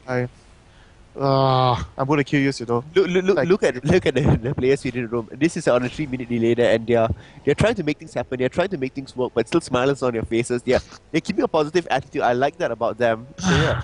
Yes, they're doing their best out there. So I as a supporter of KL Hunters cannot lose hope, and I must continue on commentating for them. So from here we can see it's going to be a very easy dragon for TPA. Definitely just 2 people is enough sufficient with the amount of items and damage being dished out for both of them. And right now they're actually going to continue just pushing both lanes. That's what they need to do, because Shen's ultimate is going to be able to get him back into the team fight very easy. Shen is going to push bot while the others can focus mid. They can even choose to focus top after they push middle by a bit. Oh, this is going to be an engage here. Yes, an engage might go down here, but nope, they're actually just still poking around. TPA is just going to use the poke advantage. They're going to do something here at the tower. They're going to push it down and then come out from behind. I think KL Hunters are going to make something interesting happen here. I mean, even though I am rooting for Taipei Assassins for itself to wager, but I'm pretty sure KL Hunters has something inside of them to make it happen. But just look at the poke from Chase, my god. It's so painful to deal with it, I would say. And he has the Iron Boots. Yeah. Definitely. One of the more important things for a Jace, which is just cooldown reduction overall. And here we can see them they might charge in very easily after all these things with all the pokes they have. And Golden's is a bit too low. If he just there goes almost dying right there. Just about to say it was going to happen. He just take the damage right there, and you're going to be forced to fall back. And the shield from Lulu just keeping up everyone healthy. The Glitterless look at Monkey. Oh, Monkey is just being taken down so quickly right there. The tower will definitely go down from. The poke from Jace is insane. Oh my god. The wall of pain does go down, not really painful at all, is it? They're just walking through it, going back and forth, no problems. Here we see the bottom inhibitor going to go down, and soon we are going to move on to the mid inhibitor. Definitely, already in the base. Walls are being placed down as well. They want to do things there. Oh my god, I don't know about this. Taipei Assassins, I know you can do it. It is really Stomp at this point in time, but let's ask the question here: what can they actually do? But you can see that TPA actually positioning themselves very well. Shen and Pseudo always in the front, doing out the pushes, so forcing anyone from KL Hunters not able to move close. And here we see going on to Monkeys right there. He will be taken out instantly, but he uses Ghost and going charge in. Come on. Nothing is. Requiem happens. They might take out Stanley right here. Monkeys in his Ghost form might take out. Oh, this is not going to be enough. Leaderboard's actually charging him. The ultimate from Lulu just proccing right there, slowing him down with Lulu's ulti. Going to take down Jace to very low, but it's not going to be enough. Jaeyoung unable to secure anything right there. But they are still falling very low. They're still staying in the base right here. Jaeyoung does have a chance to take off Stanley from this place. And the cleaver from Lulu's off there. Wow, the first one, Jace is going to choke Jarvin, and the Ignite goes down. Jaeyoung going to fall down. Hagane taken down. And wow. I mean, overall, in that fight, I'm amazed. It's definitely amazed. Wow. The positioning, the timing for TPA side was just perfect. Like, they knew when they could fall back and where they could go in. Like, a lot of players, once they see they are too low, they just fall back out. Yeah. But you see the TPA, maybe he did fall out even though it was low, but he waited for the cooldowns. Once they were up, just charged into jail. He just knew what he could do. He went in immediately for the kill out there. And like how everybody's now watching it, everybody's saying, wow, wow, just wow. I mean, okay, let's put it up here. It is 19 minutes. It looks like they're going for Baron. Yes, and Mundo actually going for Iron Spark. Yep. And not going for I saw that and I'm like, ooh, interesting. Zeke's Herald is already being bought. Yeah, Zeke's Herald is being bought. One of all the favorite items we've seen so far for these 2 days, I would say, for him as Mundo. And it's going to be very easy for them to take down the Baron, definitely. And see, they are going for the early Baron. I mean, it's not really early.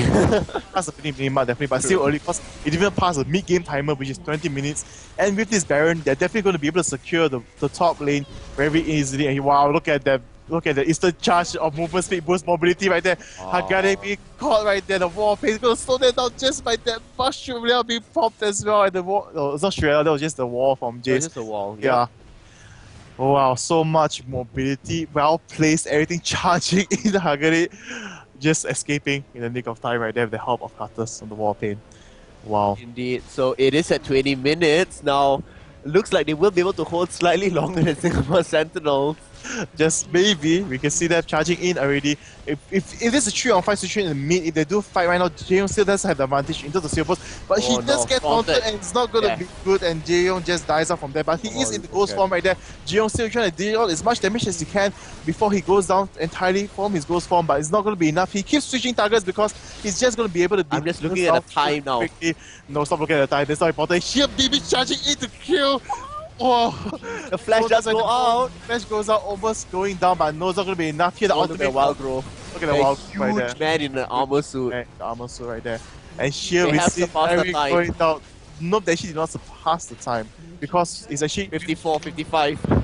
Okay, so it ends at 58 for Singapore Sentinels. Okay, so it's actually 20:59, 1 second. 1 second longer than Singapore Sentinels. Go, Gillan. And we can see TPA playing out, choosing transitioning, I won't say transitioning very well, but instead just changing the overall strategies instead of aiming for the late game. Instead of aiming for the super huge team fights, they have become into the early games. They know they have the advantage in team fights. That's what their teams are really strong about. So what they're doing is they are forcing team fights really, really early. Yeah. And they're taking advantage because of the coordination amongst them. So that's great there. In fact, it is a 21-minute stomp. This is a 21-minute stomp. Yes, that's just stomping on everything in their path from last week to this week. They are just that's how strong they are before next week's. No, they won't be playing next week. Yeah, they won't be playing next week. They'll be playing the following week for Season 2 finals. So, I mean, all the best to them. Now, let's just have a look at the score screen. Just have a look at the difference. The difference is just at large. Oh, that's an astronomical difference. Rabadon's death cap already being bought.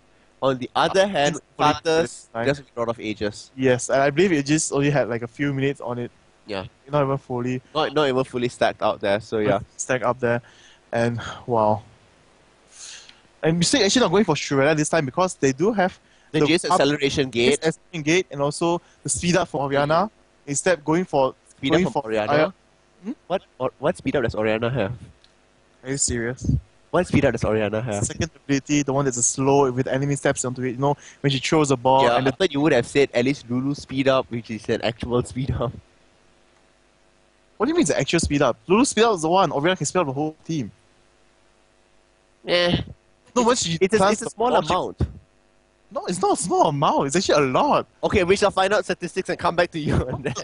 How are you doubting me? Come on. You know I'm correct. Okay, I believe everyone knows I'm correct right there in the chat as well. Yeah, the chat's not even bothering at this point. I mean, actually going for the Iron Lucky of Slavi, granting additional armor and boost, or what?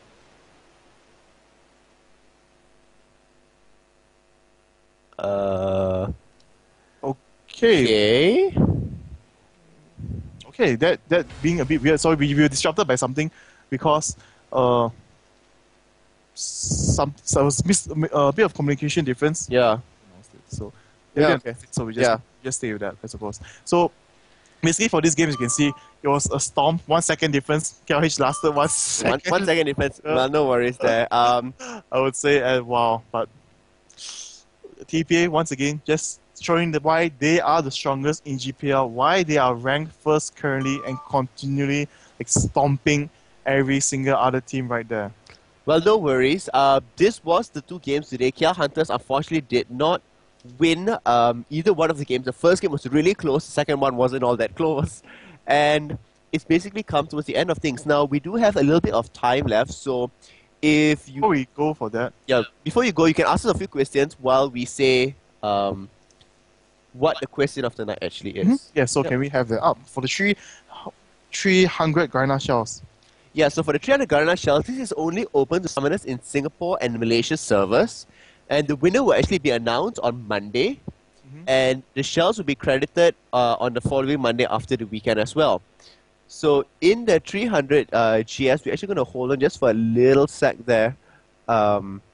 Just to find out which exactly the question is before we come up. So, yep, we have the question here. The question is, who is the cutest support champion out there? Yep. So who's the cutest support champion? Let us know. I think Lulu is really cute. Especially the muffin cupcake is really, really cute. So yeah, that's my cutest support champion. What about you? What's your cutest support champion? But Lulu's skins are actually quite ugly. The fat one, the cake one. Yeah, don't like, let's see, the cutest support champion. They're all ugly. Nah, definitely be Nunu Bot, because he talks freak. What does he say about freak? I don't remember. I would say Nunu Bot, Nunu, the Yeti rider, would definitely be the cutest support champion out there. But okay, but Nunu is actually not considered support if you look under his list, I suppose. So I can't choose him, so to speak. So instead, I don't know about that. Well, basically, okay, Lulu would definitely be the cutest because she is a Yoda. Yeah. Right? Definitely. So just gonna see how. So do leave your comments later on the Garena League of Legends channel on Facebook. It will be posted up there. So Indeed. Yeah. Definitely. So we post up. We do post up what's happening up there. If you have any sort of questions, also we have a little bit of extra time because before we go off. The game ended so quickly. And the game did end relatively quickly. It is not even 10 yet. And just to mention, I'm now at 3-1, so to speak, for the wager. I'm at 1 point and Pseudo is at 3. So Bangkok Titans must win tomorrow, and then we can go eat burgers. Possibly. Yeah. So I love how on the chat there's this guy called I can't even pronounce it. Pseudo. It was Pseudo, yeah. Yeah, so there is apparently another question. I am not sure about this. Well, go to our Facebook page, which is Garena League of Legends, and you can answer the question there. So yeah, we're actually gonna we have 2 questions. So the second question will actually be, what teams would you want to see in GPL Season 2? Yep, and because why? Season 2 will be coming up next year. And so let us know which teams you want to see there. So, I mean, it can be teams from around the region, teams from different countries that have not been in here before. Do you want to see Korea come in? Do you want to see China come in? Do you want to see DSM? DSM come in? It could be Curse Gaming. It could be so many other teams from around the world. Do you want to see them come in? Let us know why. We want to see that sort of team. We want to see because, that can happen. Oh, thank you. I'm Sona once again. No, I do not want to see that happen, definitely. I don't want to see you as Sona in Season 2. Sona will be happening, I would say, at the end of October, somewhere around there. So, yeah. For those of you who do not know, that GPL will actually be going for a 2 weeks break once again. So, if you have anything, please find him.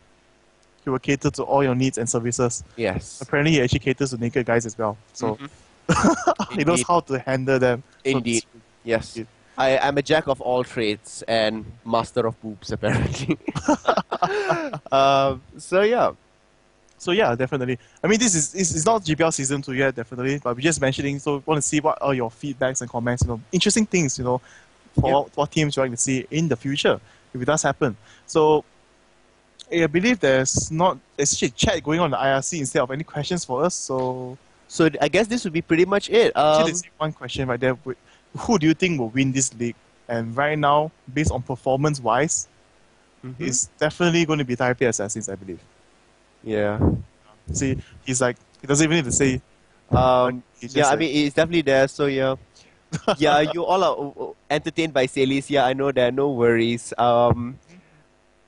Sandwiches, dear Teddy and Pseudo, could you make me one? Sure, I'll make you one if you come to the office. No problem there. What, making one shoe? No, make me one sandwich. Oh. A sandwich. You would like a sandwich from us? Sure, why not? So yeah. He can cook, so I just leave it to him while I take some poison and poison you. Yeah.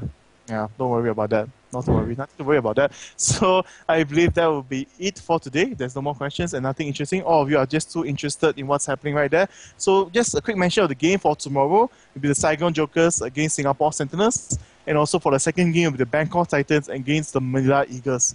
So both are going to be very exciting to see how Singapore Sentinels' new lineup goes up against the Saigon Jokers. And lastly, for BKT, there are two new members that have been performing exceptionally well. How strong of a show, yes, Rowan, how strong of a showing they will have against Manila Eagles right there. Yeah, so for the next two games, unfortunately tomorrow we won't be casting, so Singapore will be taking the mainstream. Yes. But our wager is still going on. So for you guys who do not know about the wager, just before we leave, we'll really explain it once again. Could we get the screen of our wager up? And yep. So for today, I did win both of the things. So I am at 3 points ahead. It has not been updated yet. Tomorrow, I will be supporting the Singapore Sentinels against Saigon Jokers. Hopefully Singapore Sentinels can make something happen there. And in the second game, I'm supporting the Manila Eagles, and TeddyTibbers will be supporting Bangkok Titans. So those are the ratios. And at the end of things, I'm guessing most likely on Monday, we'll post up the results of who won. For those who don't know. And most likely on Wednesday, we'll come up with the video of the punishment being dealt with. So pretty much that's it for this week, GPL Week 16 for us on the Malaysia side. Tomorrow, the Singapore channel will be actually showing. So, yeah. That's pretty much it on my side. This is Pseudo. No, I will not let it end this way. BKT must win tomorrow. And this is TeddyTibbers. I'm going to find Bangkok Titans now, find the manager and tell them to somehow win tomorrow. And I'll be able to force him to eat burgers. So yes, this is TeddyTibbers. And this is Pseudo. Thank you guys so much for watching. Leave us comments what you want to see improved. And if we have improved so that our bosses can read it as well. And we'll see you when GPL comes back after the 2 weeks break. Definitely. So once again, good night. I hope you enjoyed the show as we did enjoy entertaining you, but I did not enjoy casting with him, definitely. Bye guys. Bye. Good night.